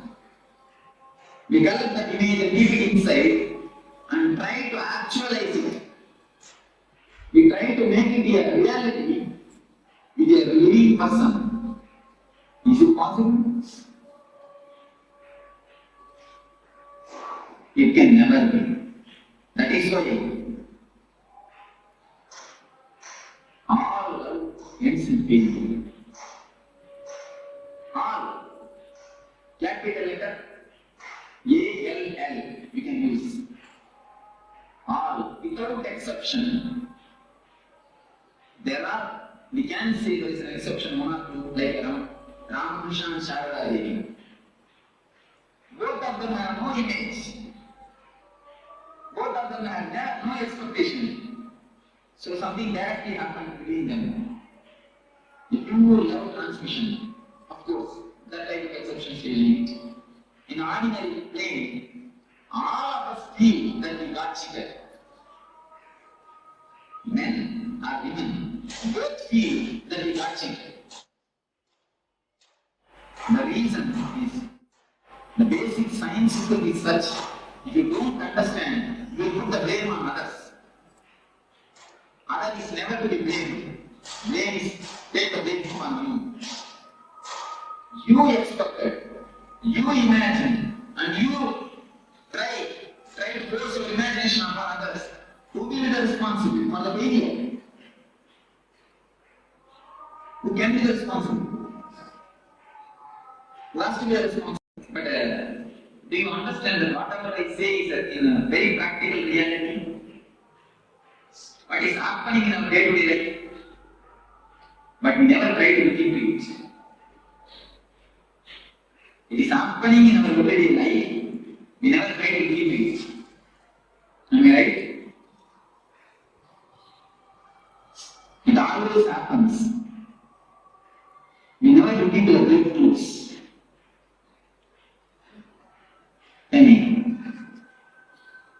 So, when we see that our image is not a reality, when we saw from a distance, it looked like what is in my hand? Oh, it is green. That also looks like a green. When it comes near, no, it's little yellowish. When it comes more near, no, it's slight white. When it comes near, you will see it is red and it is white, it is green. Totally opposite and totally different. Then you think you have desired wrongly. Then what we do? We don't keep quiet. We start sculpturing the man according to our image. Women sculptures man starts sculpturing women. We try to possess each other. We try to make them into a matter. If you want some furniture, if you have a chair, you can keep it where you want. It will act as you say. If you keep it there, it will be there. You can give it to somebody else. And if you have wood, you can make furniture according to you and keep it there. But as you possess these furniture, do you think you can possess a live person? If you possess a live person, what you are doing then? You are making a spirit into a matter. You are reducing a man into a matter. You are degrading him or her. When you degrade somebody, do you think she will respect you or he will respect you? No. Problem starts. The unending war starts. Almost I can say unending war. Unending war starts. Our whole life the so-called life is nothing but this unending war. Any of you of course I can go more deep into this subject. Many of you can raise any questions. Always it goes in such a way. So we have an image and we start carving.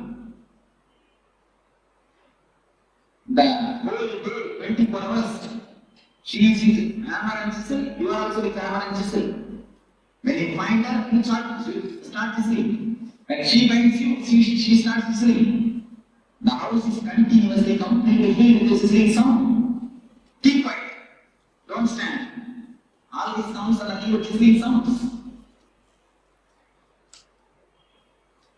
The continuous sizzling sound is resounding in the house. So, this is the way this chakra is locked.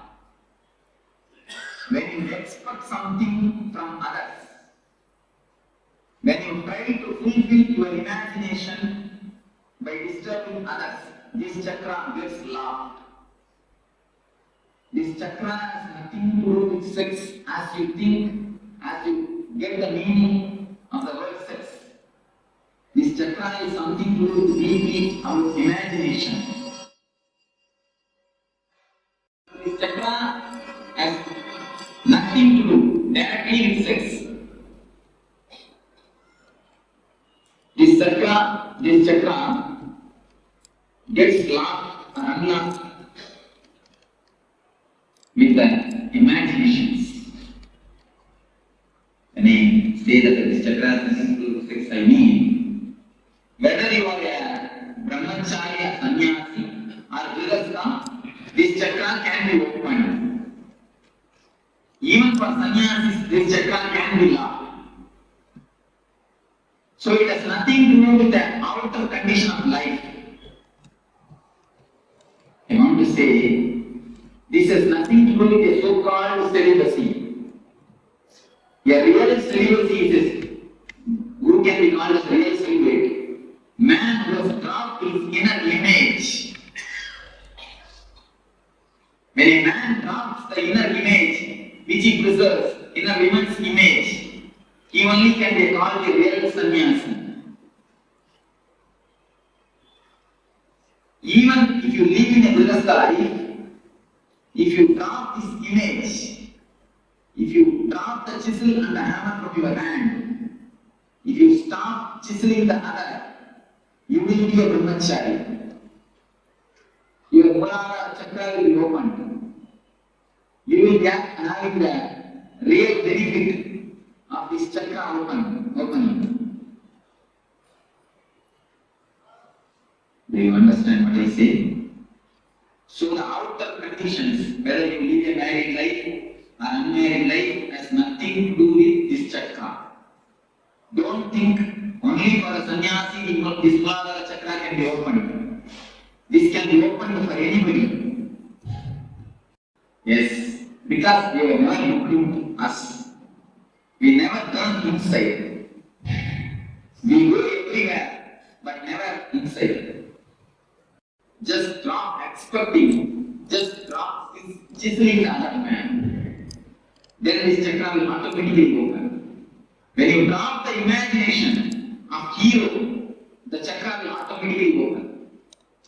Actually, when you have the imagination, many people come to me and ask, Swamiji, in my house only we two are living, but there is no peace. There is no peace, only we two. We don't even have son. Myself and my wife, both are only living, but there is no peace. I used to tell them, no. With two persons, there can be always peace. You are not two, you are four. Your imagination about your wife. She had imagination about you. You four are living. With four, you think peace can live? Peace can be with you? With four, peace can never be. With two, peace can be. With four, it is impossible. So if we drop the imaginations, Two things happen, yes. What I mean is, we always got the images of heroes and keep it in our mind. We want that should be in reality from our husband, from our wife. That is the way I was speaking. Yes, if you drop that, this chakra can be opened. Don't expect that it should be according to you. You should act according to you. Not only about husband and wife, even about father and mother can keep an idea. How the ideal father should be. Today all of you have a homework. The 5 things you will write. Today please go and write and see. One thing I will just tell them and then we can note down. Father, mother, wife or husband. If you don't have wife or husband, no problem. If you have wife or husband, son and son or daughter. This about some 5 relationships. You write how you expect them to be, how you feel the ideal father will be. You just write down 2-3 points. So all these 5 relationships, write ideal your vision. The ideal father, ideal mother, or ideal son, or ideal wife, or ideal husband. You will find if you dig down your unconscious, you will find all your ideas are just from the TV serials and cinema. All your ideas you will find. And few times I check with people. I just ask them to write down how your house furniture should be.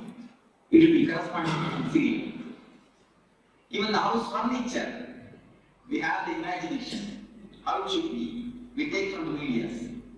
Before that, there were dramas. If you live on the dramas, there were uncle images. Huh? Even now, even in earlier time, you see, from kings, they torture as best they can. And she tortures as best she can. She tries to make a Rama, we try to make a Sita. But finally what happens? Anjanaya comes out. We do not know what happens. Anyhow. So the imagination and trying to project it disturbs this chakra. If you can drop the imagination, if you can stop chiseling the others, this chakra will be completely opened. The people whosoever has got a problem with uterus problems, if you diagnose your mind, you will be having this problem of imagination and trying to project it and forcing upon the others. Of course, women have their own way to force. They don't force with chisel and anger, they force with tears. They force with tears and crying. So they have their own ways. Apart from the husband and wife, what happens to the boss asking his employees to be according to what he wants to chisel it? Yes. What about You see, in ways. So in business world, there is no other way. One thing you can do, you do your all your chiseling with consciously. Do all your chiseling and see that it doesn't disturb you. It can be done. Now, if we chisel, afterwards we will come and sit and feel the breathing consciousness. I have scolded, or I have done something wrong. If you do it consciously, it will not give overdose. Even if you are angry, angry is just like a money, because anger is a great energy given to us. It's a great presentation of God. One person came to me that he says, I am not able to control my anger. I told him, you take one photograph when you are angry and keep it in your puja room and do puja every day.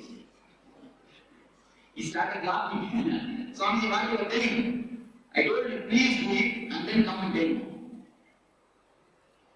Anger is a great energy given to you by God. When you worship that energy, when you have respect for that energy, you will not misuse it. Lust is also a great energy given to you by God. Karma is a great Shakti given to you by God, which can produce another life, but you are misusing it, dissipating it, because you don't have respect on that energy. You never misuse the money. You never overpay because you have respect for money. But you overpay the anger. If you have done for 5 rupees job, you pay only 5 rupees. But if you have done the 5 rupees only a mistake, you pay 50 rupees anger. If you are conscious at that moment, you will pay only 5 rupees. If you have paid the 5 rupees anger, you will never feel guilty, I assure you, I promise you. Because you pay, you overpay, you come and feel guilty. To compensate that overpayment, you feel guilty. If you pay properly, how much mistake you have done? You just pay that much anger. I don't say don't pay anger. You have to pay anger. As you pay the money, how to pay anger? Pay angry. Be angry. Only that much. If you are conscious, you can maintain it. Yes. With all the people, it works out. You see, all of you can take a photograph when you are angry. And once you really, you will feel the tremendous respect towards the anger. You will not waste it. Afterwards, the devotee came and really told me, Swami, now I am not able to be angry.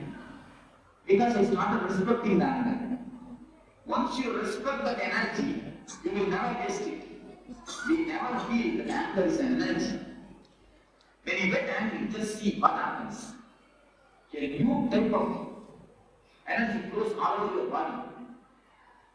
Your eyes are becoming red, and blood started flowing more, and breathing becomes faster.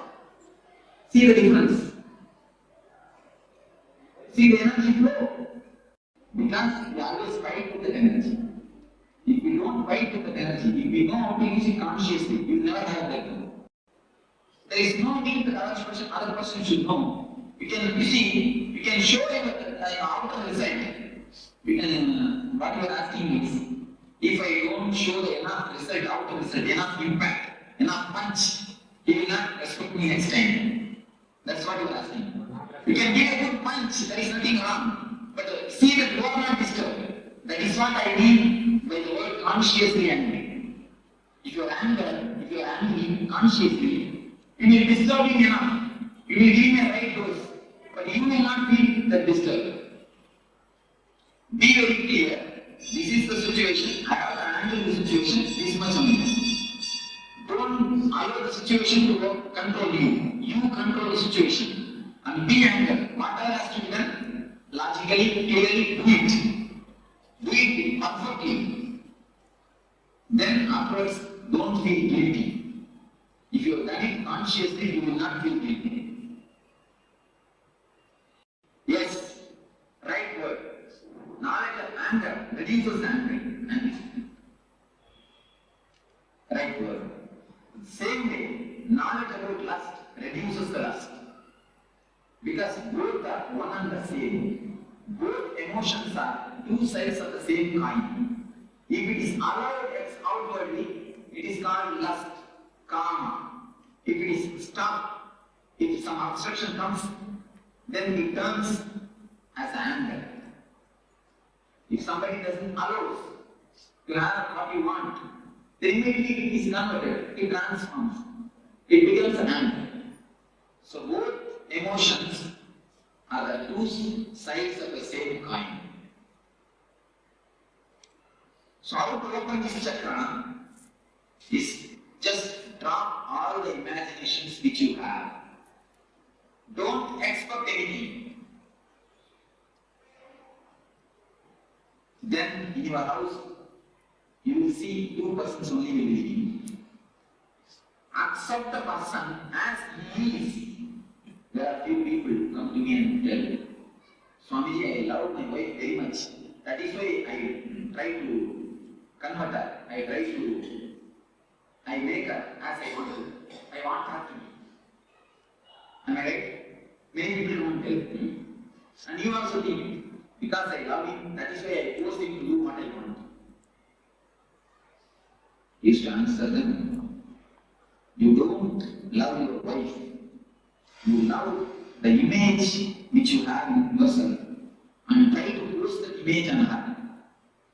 You will love her if she acts according to your image. If she doesn't, you won't be loving her. So your love is not towards her. Your love is towards the image. That's the real truth. Your love is towards the image. How she should be. That is why you force her to be as you want. So, when you drop these imaginations, the Mooladhara Chakra energy will be awakened. One thing. As a byproduct, your house all will become a great Kshetra. All our houses are almost ready to this good Kshetra. Our houses have become good Kshetras. Am I right? Our houses have become really good Kshetras. Actually, so if I speak about Namrala, I will pull down the whole structure of Jyotisha. It is a sheer nonsense. Having two paper pieces, going to some person asking how my life will be. What right you have to live if you don't decide how your life will be? Going and asking some person who is unknown about your life, giving him 2 pieces of paper, please just see and tell me how my life will be. What type of life you are living, I don't understand. You are the man who is living. You know the person comes of your life. You are the person who is living. You don't know about your life. You are going and asking him. Then what type of intelligence, which intelligence we are living, I don't know. It is sheer bullshit. In Jyotish Shastra, there is a science. There is some truth. In original Jyotish Shastra, it is complete science. But going to some Jyotish is an utter idiotic. It means we don't know about our life. We don't even have the intelligence to run our life. If we don't have intelligence to run our life, if we don't have intelligence to decide about our situations, if we are not able to take the responsibility of our life, we have no authority to live. Actually, a real man will not go to somebody and ask, what will be my future? Many people come to me and ask, Swamiji, what will be my future? I tell them, never ask, what will be my future? Ask, how to make my future. Never come to me for prediction. Come to me for design. If you come to me for designing, I can help you. If you come to me for prediction, I can't. Go and repeat. There are so many people sitting for 5 rupees to 10 rupees. Daily. About how the life will be. Going and asking a parent. There are videos about how my life will be. The parent itself doesn't know its life. It is unattractive.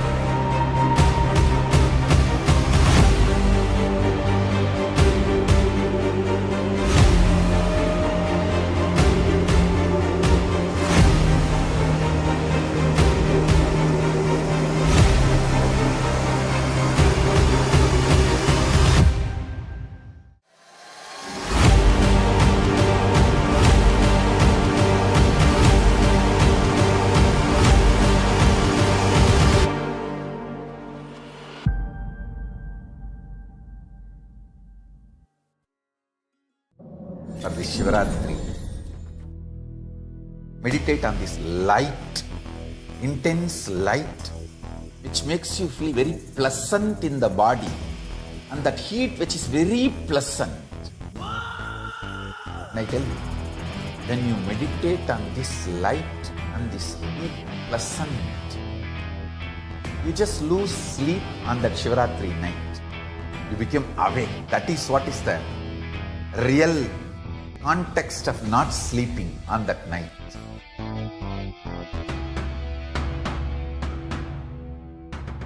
வான்வரையிலும் வளர்ந்த ஜோதி ரூபனே, தேன் சுவை தரும் தமிழின் தலைவனே, மான்மழுவினை ஏந்தி நிற்கும் ஐயனே, கைலாசம் தந்த நித்யானந்தனே. நித்யானந்தம் நித்யானந்தம் அண்ணாமலையே சிவரூபமாய் வீற்றிருக்கும் குரு நித்யானந்தமே. நித்யானந்தம் நித்யானந்தம் அண்ணாமலையே சிவரூபமாய் வீற்றிருக்கும் குரு Nithyanandam. Yes, Nityanam, all of you. So this is the revelation by Swamiji on the Mooladhara Chakra. So take a moment to share your understanding, your powerful cognition, that understand the click that you received from this uh, revelation by Swamiji on Mooladhara Chakra. Swami says very beautifully that it has nothing direct, it's nothing, this Mooladhara Chakra has nothing directly related anything to the sex itself, but images that we carry, that we build, and we project that onto the other person, and it's never gets fulfilled because it is an image. Just like how dream never gets fulfilled because it is a dream. In the same way, image that we carry can never be forget. It will not get fulfilled because image is an image that we have carried. It's not a and we are projecting that on the living being. And when we project that, we try to possess that and try to mold the other person into the image that we carry. And when we possess the other living being, we reduce the other person from being to the matter.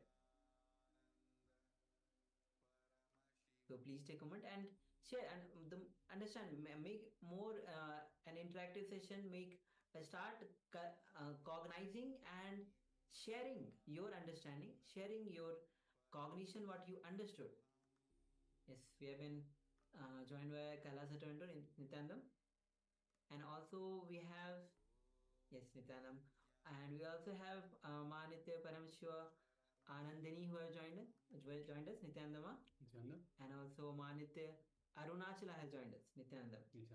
Also requesting all of you to switch on your cameras, be available in the cameras. Understand these powerful truths that Swamiji is revealing. It's the moment we cognize, transformation happens that and there itself. So having, Swamiji says very beautifully, listen. When you listen, you internalize these powerful truths and the transformation happens. So coming back to the Mooladhara Chakra, when you drop these fantasies, the images that we build and try to project on others, expectations that we build on others, and the other person also has the same image, and the chiseling goes on as a never-ending war, unending war, Swamiji says. All right. All right, so let us now move on to the next segment, which is an internalization exercise for the same Mooladhara Chakra, the root chakra. So in this exercise, we will align our inner and outer image. So what is our inner and outer image? So the inner image is the image we have about ourselves, the image that we see, how we see ourselves. The outer image is the image that we project to others. So usually the outer image will be something that we compensate for the inner image. So if, which is happening most of the time, if the inner image is less than the outer, less than what it should be, then the outer image will be something to compensate for that. So let's say, for example, you might have a belief about yourself that you are weak, and you are unlucky, then you might project yourself in your outer image, project yourself to others as being lucky, as being strong. So in this exercise, we will start with a piece of paper. So requesting everyone, please have a piece of paper in front of you and a pen, and we will draw a line right down the middle of that sheet of paper, making two columns. And in one side, we will call it the inner image, on the other side, the outer image. So I'll just give you the information for this moment. We'll go ahead and do this shortly. So first of all, we'll make two columns. So with a straight line down the middle of the page, we'll make two columns. On the left-hand side, we will have our inner image. On the right-hand side, we will have our outer image. So that is the first step. And then in the first column, we will make a list of the top 10 inner images, inner beliefs that we have about ourselves, how we see ourselves. And this is only for you, so please make sure you be honest and be thorough. Have a look through the top 10 images, how you see yourself and how you believe, what you believe about yourself. So whatever it might be. The idea is to dig it out, to make sure that we can align these images not to the lower. We'll be going to the higher image, but for now, let us just make the two columns, and on the left-hand side, identify all the top 10 inner images that we have about ourselves. So again, whether it is I'm weak, I'm friendly, I'm unlucky, whatever it might be, this is all that's going to go in that first column. Then in the second column, we will write the corresponding outer image. So once again, if you see yourself as weak, you would write in the right column, in the outer image, that you project yourself as strong. Perhaps this is an example. So whatever it is for yourself, this is for yourself and only for yourself. So please make sure that you do this authentically, you do this with integrity, and make sure that you are honest with yourself. Have a look through and let's dig this out. So two columns, left-hand side, inner image, right-hand side, outer image. Let us just have a few minutes and do this first part of the exercise. And of course, if you have any questions at any time, please do let us know. So we'll be monitoring the chat. Please let us know if you need clarification in any way. So if you feel also that you don't want to write it in public chat, you can write us a direct message. But please make sure that you do ask questions if you are unclear about anything, any part of the exercise. Okay, so let us go ahead. The slide is being projected for you now. Let's begin.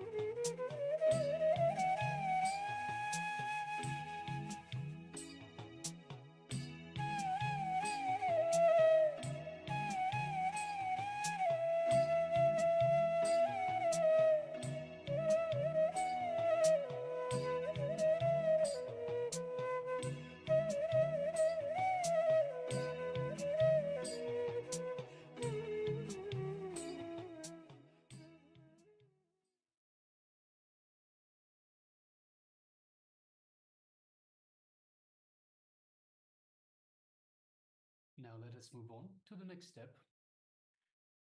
Compare each inner image and outer image that you have noted down. And wherever you find a conflict, so wherever they're not the same, start tuning your inner image and outer image. So what you perceive as you and what you project as you to others. So inner image, what you perceive as you, outer image, what you project to others. So start tuning your inner image and your outer image by always choosing the higher idea. So for example, if your outer image is higher than your inner image, as is the case most of the time. So we saw in the earlier example, if you see yourself as weak as your inner image, your outer image is higher by showing strength, that you have strength to others. So wherever the outer image is higher than your inner image, decide to tune your inner image to match the outer image. So don't reduce what you project yourself to others, but increase what you perceive yourself to be. So in this same example, if you see yourself as weak, but you project yourself as strong, then tune your inner image. See yourself as strong. So this way you align the two images. So both the inner and outer image will be strong, that you are strong. So let us continue this for a few minutes.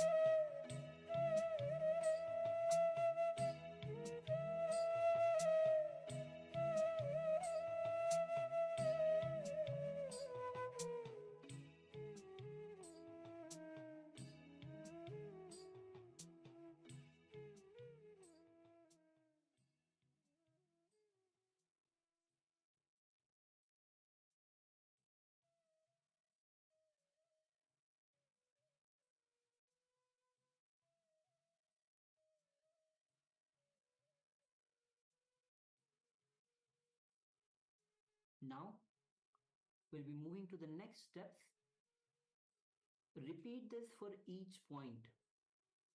Compare both identities which you have penned down. Whatever qualities are best in both, choose those. Draw a star against all your best images. Continuously tune yourself to your peak image.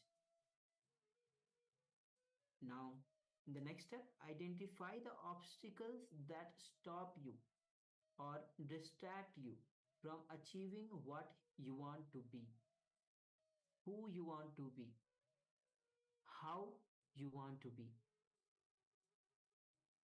One of the biggest obstacles for most of people is self-doubt, which is a negative thought pattern that happens because of the memories of past failure. So please go ahead and continue with this step. Paramashivoham.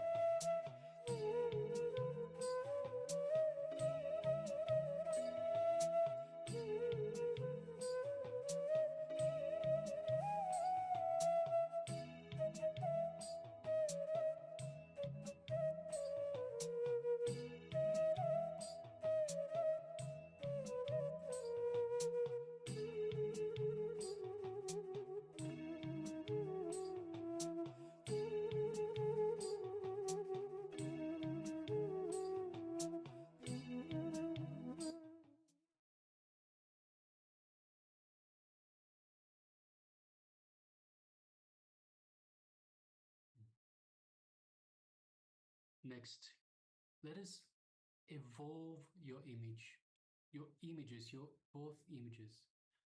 So whichever thought is in alignment with your peak possibility, encourage it, enrich it, and entertain it. Whichever thought is not in alignment, just complete with it.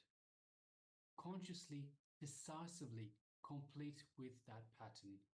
And let us go on completing every day with every one of those patterns, which are stopping you from achieving your peak possibility.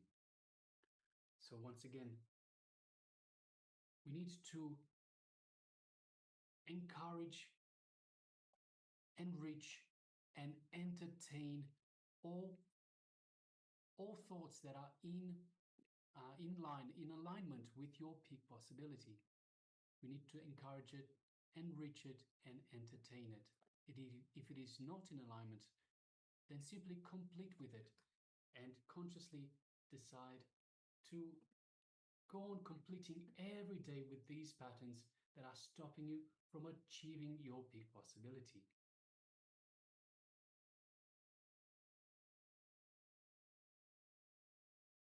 So when you start living authenticity, you know the right way of thinking. You will use your thinking to achieve whatever it is that you want in life. In Hindu spiritual practice, this is the second step that is known as manana, authentic thinking.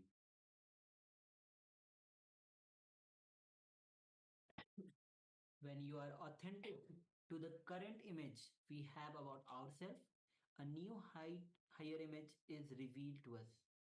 When we are authentic to that image, higher and higher images are revealed.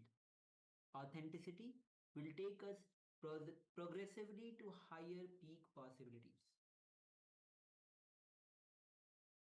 So let us have our thinking be established in authenticity, continuously expanding ourselves towards our peak possibility. So as we've seen just in the previous slide, the more you achieve your peak possibility, the more your peak possibility expands. So this way we expand. Swamiji beautifully tells us expansion is life. When you expand, you are alive. If you don't expand, you go backwards. So let our thinking be established in authenticity. Understand that we are Paramashiva. This is our authentic self, our true self, our divine self. So let us continuously be expanding ourselves towards that peak possibility. When we achieve a powerful clarity in our thoughts, that makes whatever we think into a success. Whatever we think about becomes our success. And we unblock our Muladhara chakra by being in reality.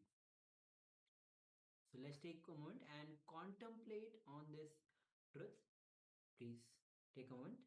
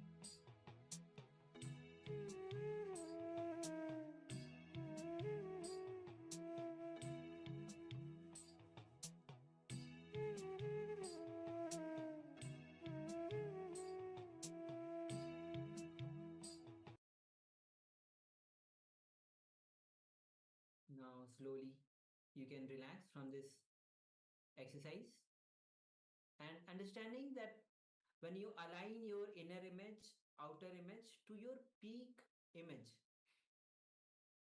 again and again go on aligning your image to your peak image, whatever it is, whether it is inner image or outer image, to unlock the Muladhara Chakra. So with this, now we'll be moving on to the meditation to unlock the Muladhara Chakra, and this is going to be the Dukharana meditation. So this meditation is Swamiji has given us to, as we go through, as for all the 7 chakras, we are starting with the Muladhara Chakra. So slowly we'll be moving on to the next chakras. So this Muladhara Chakra meditation, which is actually the Dukharana meditation. So please come to the space of listening. And as we enter into this meditation, make sure that you are having the space where actually you can perform the meditation without any disruption, without any issues. Nobody can is going to disturb you. Give your 100%. Swamiji says very beautifully, when you give your 100%, whatever kriya you're doing, meditation you're doing, it will transform you. So make sure that you are giving your 100%. And also we are joined by Ma Parabrahma Swarupini, Ma Nityananda Ma. Nityananda Ma, welcome. Yes. All right. So let's get ready for this Dukharana meditation. And yes, so as we're saying that, make sure that you are having the space for yourself to perform this Dukharana meditation. You can choose a place where you are comfortably without any disturbance, because it's going to be a 40-minute duration of this meditation. So make sure that you are giving your 100%. So please come to the space of listening, and let's enter into this Dukharana meditation.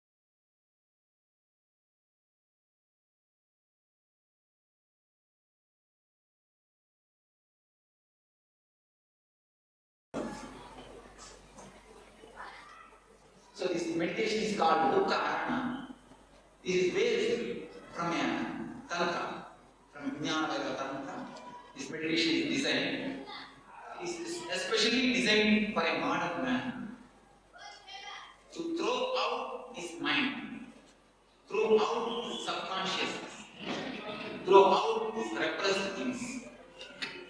It is a 30 minutes meditation. First 10 minutes. It is a 3-part, 30 minutes meditation. We cannot call it as meditation. We can call it as meditation technique. Even the word meditation is somehow associated with seriousness. When you listen to the word meditation, many people are lying. Am I right? Many people run away just by listening to the word meditation. If you ask them to round the Sanideva temple 11 times, 11 days, they will do it happily. They will even bring some 10 liters of milk and pour on the Sanideva around the temple. Of course, it's not wrong, I am not criticizing it. They will be happy to do outer things, but afraid to do inner things. Why? You look in, the Pandora box is there.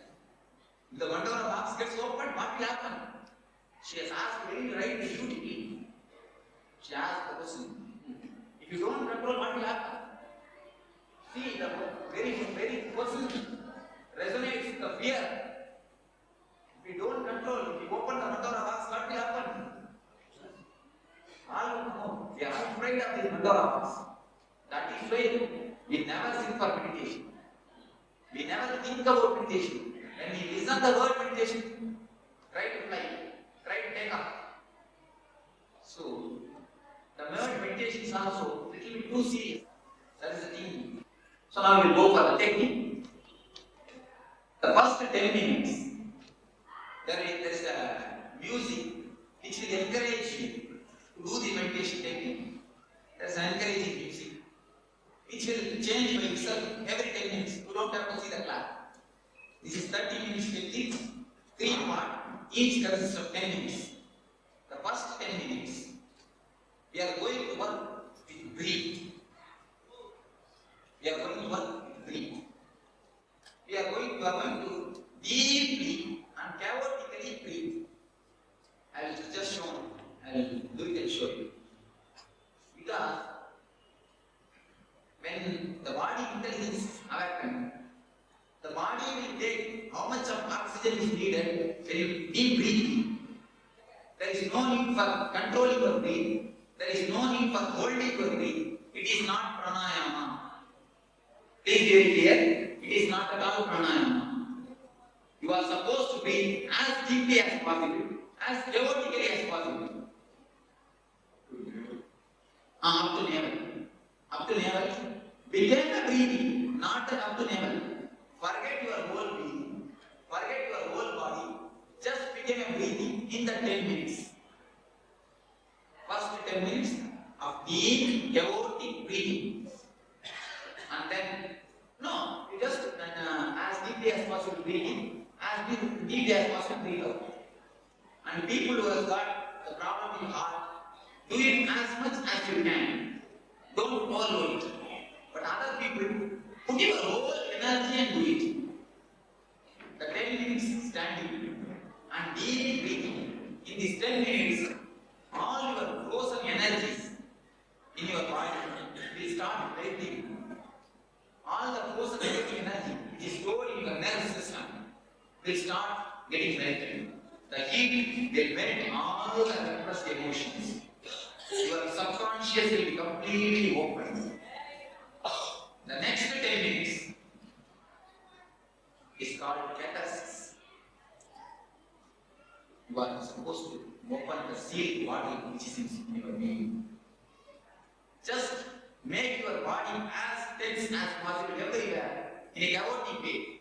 Just throw your legs, throw your hand, round your head, whatever you want to do. Whatever body wants to do, allow it to do.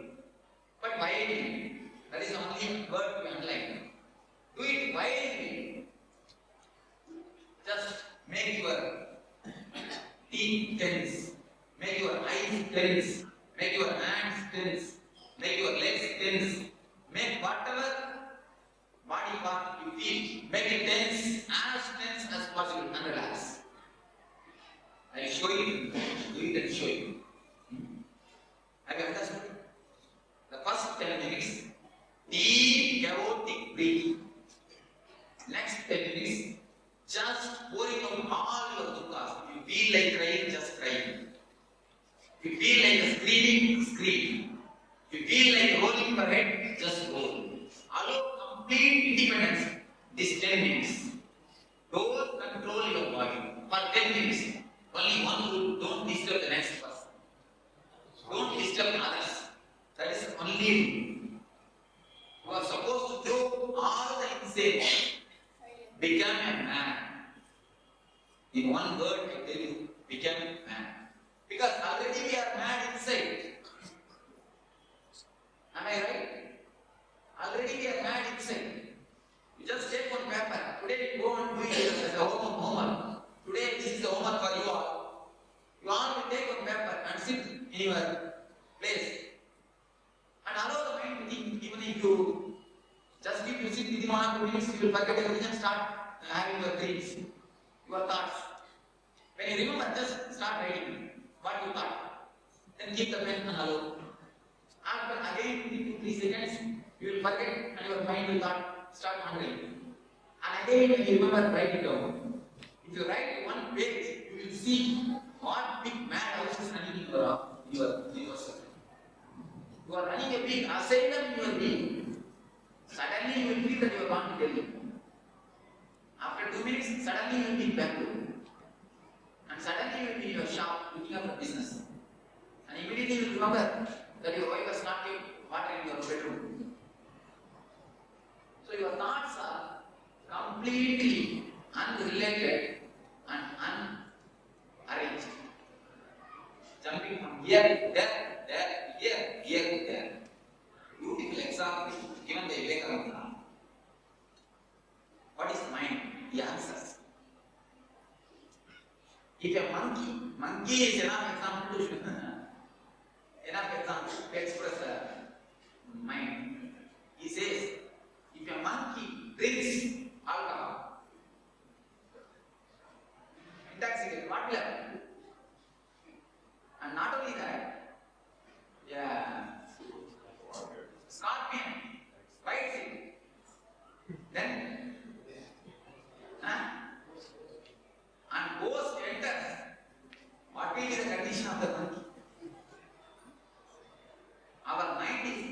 actually equal to the moon. I think much simpler than our mind. He has told rightly. That is what is our mind. So, just bring out the madness. Act out the madness. This is the right word. Act out. Now there's a big technique in West psychodrama. It's a lie. If you want to beat somebody, they will give you one pillow and you have to do prana pratishtha of that person in the pillow. Just as you do prana pratishtha in temple. Oh, Ramakrishna Devadaya, Igarache. You do prana pratishtha. Let Ramakrishna be here. Just like that. Remember your enemy and do prana pratishtha in that pillow. And beat that pillow nicely. They say really, the psychologists discovered, they say really the person gets out of the anger. The anger is simply vanished. It is many things. The psychodrama, throwing out your feelings into the air. Throwing out your feelings into the air. Dropping your feelings into the air. If you beat somebody directly, what will happen? The chain of karma will be continuing. He will beat you, he will beat him, then he will be continuing. If you keep it inside, it will become suppression and disease. Either you disturb others or you disturb yourself. Now this is the technique. Neither disturb them nor to disturb you. Just throw it out. Act out all the repressed anger. Just to make your whole body make faces. Now you will already be given ribbons. So nobody will be able to see each other. So you have complete freedom. Full freedom to do whatever you want. The technique is just without everything. Don't have any shape, any culture, anything. You have had enough of all these things. Just keep your, what to say, patient, moody. Right word? Mask. Mask. Just keep the mask out. And bring the violent figure outside. You will become really a Shanta. You see, when the violent person comes out, the Shanta, the Ananda, the silence, they start moving automatically. Then, without your knowledge, from a deep inner consciousness, you will be in deep silence and pleasure and pleasing. So, when the tape says, when the 20 minutes says, tape recorder says stop, immediately stop as you are. If you are standing like this, stop as it is. Just become a frozen idol. Just become ice statue. Why I say, from hot mind, you come to a deep, old frozen mind. In between, mind will stop working. You will be having the experience of samadhi or meditation. There is every possibility, and especially in the master's presence, when your mind stops working, immediately the energy is rushing in. Actually, you are all made to listen, not for listening. I have nothing to tell you. I have nothing to give you. If you are able to feel the energy directly, I can communicate, I can give you more in silence than nothing. Actually, I can help you more in silence than nothing. But why I am talking? If I don't talk, you will start talking with yourself. If I ask all of you to sit silently in my presence, what will happen? After 2 seconds, you will start talking to yourself. So to stop your chattering, I am talking. When you give a little gap, when you stop little chattering, immediately my energy will rush in. My presence will give you a rush in you. So that gap, when you stop, when I say stop, really stop. When you stop, immediately there is every chance in that gap. You will see that something is happening, some new light is entering. After 1 minute or 2 minutes, you will start seeing the thoughts are slowly coming up. So no problem, just sit down as you are, where you are. Sit down, and the last portion of the meditation the 10 minutes. You just sit in a relaxed way and pleasing mood. With a pleasing mood. So if you remember somebody, if you remember, just remember whom you love. Remember somebody you are pleased in somebody's face. Just remember that. He may be God, he may be a guru, he may be your devata, or he may be your friend, he may be your relative, he may be your husband, he may be your wife. And most probably will not be a wife and husband. It happens so. The wife and husband maybe. Anyhow, whomsoever you feel like pleasing, just remember that. Or you can be as you are, without even remembering. You can be just sitting in a pleasing mood and witness all your thoughts. Don't condemn your mind, don't condemn your thoughts, don't concentrate on anybody. Concentration has nothing to do with meditation. Concentration is not meditation. Meditation is awareness. So just be aware of your thoughts. Whatever thoughts comes, thought goes, just allow it. So, do you understand that clearly? First 10 minutes, deep chaotic breathing, standing. Whatever way the body goes, allow it. And next 10 minutes, deep catharsis, acting it out. When catharsis says stop, stop. And other 10 minutes, when slowly thoughts have started coming, just sit in a relaxed way and pleasing mood. Whatever happens inside your body and outside your body, just witness it by closing the eyes. Don't try to force silence in the house when you meditate. There are few people, if they start meditating, they will torture the whole house. You keep silent, they will take out and keep the telephone and giving commands to the people, I am going to meditate. Before they go to meditate, they will make a big poster and then only they will go to meditate. Don't do that. Whatever happens outside, let it happen. Don't be anything as disturbance. Don't try to torture anybody in the name of meditation.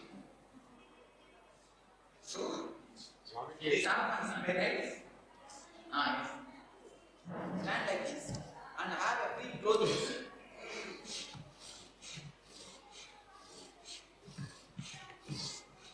The body moves, allow it to move. For some people, if you do like this, it will be easy for you. Allow it, no problem. The way in which body moves, allow it. You may have heard the similar type of techniques from some other school, don't bother. Don't compare, don't mix it up. Just beat, if you remember your enemy, just give beat. Then you can sit in a happy way, relaxed way, no problem. If you don't have anything, just sit in a relaxed way, no problem. There is no compulsion that you have to express. If everything is done, sit simply. But see, don't cheat yourself. Be very careful. Many people try to cheat themselves. What about Mamakara? Say, I don't have pleasure. Say, but I am Mamakara. What do you have to do? Actually, Mamakara and Desha, only in word they are different. In intrinsic way, they are one and the same. You see in the deep mind, when you deeply breathe, these differences you will understand. That is why the verbal, when I say verbally, you can question Mamakara, Desha, all these words. When you have breathed 10 minutes, all the anger will come out. It will simply bubble up. You will not be able to control yourself, you will simply breathe and things will come out. Don't use the words, use the screaming sounds. Ooh, ah, ooh, like this. Don't use words, your mind will come in. Don't allow the mind to come in. When you hear this about this technique, you will not feel like, what is this? This Swami is teaching us to become mad. You will feel. When you do this technique, you will see the benefit. You will be tremendously benefited. When you do this technique, if you want to testify scientifically, all of you go today and have one passport size photograph. Taken. 15 days you do this technique. 15th day you take one passport size photograph. You will see your faces completely become flower. In 15 days, I assure you. I assure you. In 15 days, your face will completely get changed. You will see that your face, your eyes will become pleasing.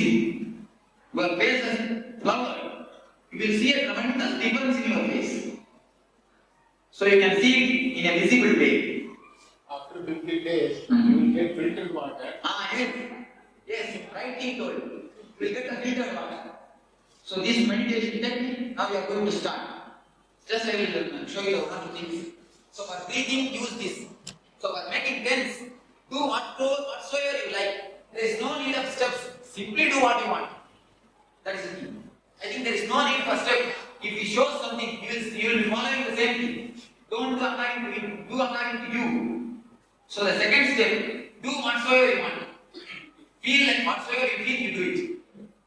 You see, there is no must in this. Do it according to you. No problem. Just do it as you like. Allow the breathing to happen. That's all. Body will take its own posture. You don't have to design any separate posture. Anything? Second 10 minutes no need for breathing. Let it be normal. Okay. Anything else? Thank you.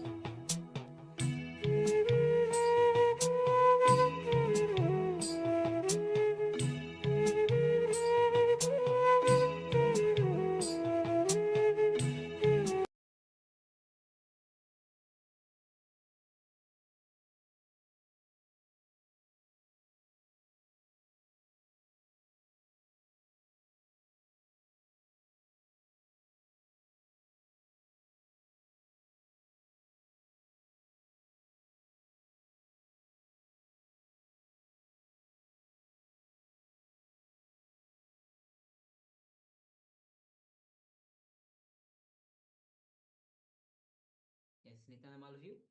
So this is the Dukharana meditation. The name itself says Dukharana, means the meditation which removes all the pains. So now you can relax from this meditation.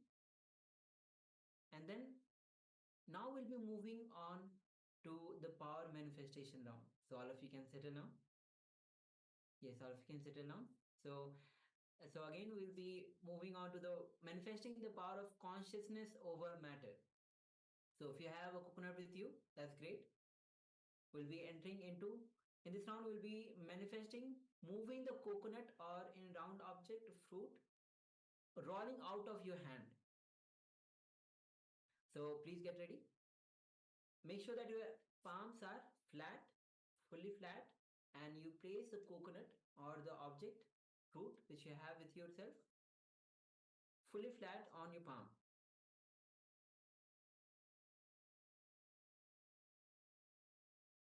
So requesting all of you, Ma Siyavo, Ma Satantra, Ma Parameshwa Anandini, Ma Kali Wang, and the person with name iPhone, please be available.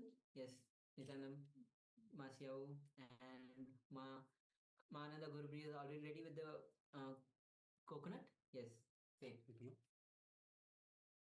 So let's manifest this power. You can place on the palm. Will be manifesting, rolling the coconut out of the hand, or if and the coconut will be having any round object or the fruit on your palm, which you'll be rolling.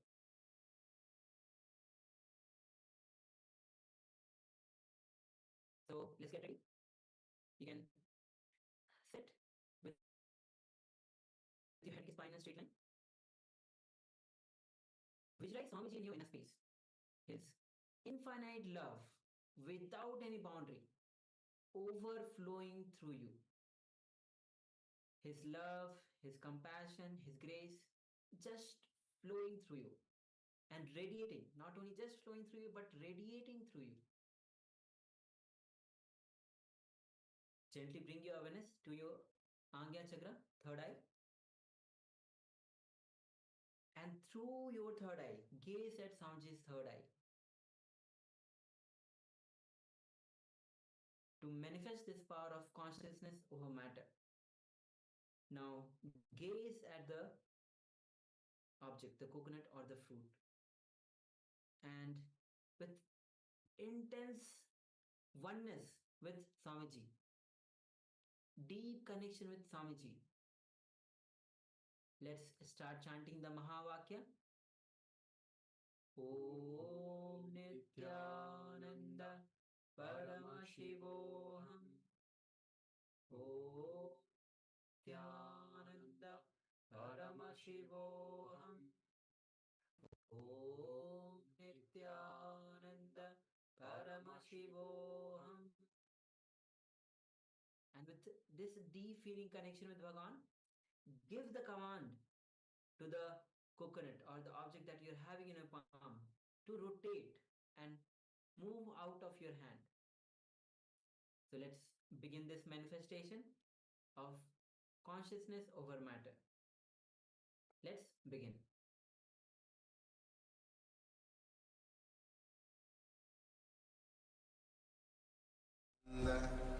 Paramashivoham.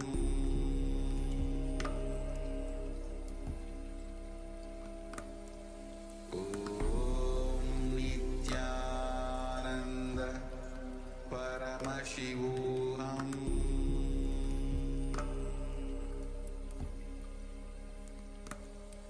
Om Nityananda Paramashivoham.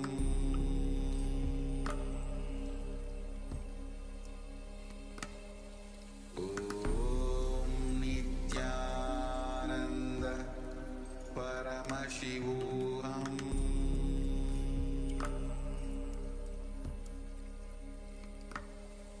Om Nityananda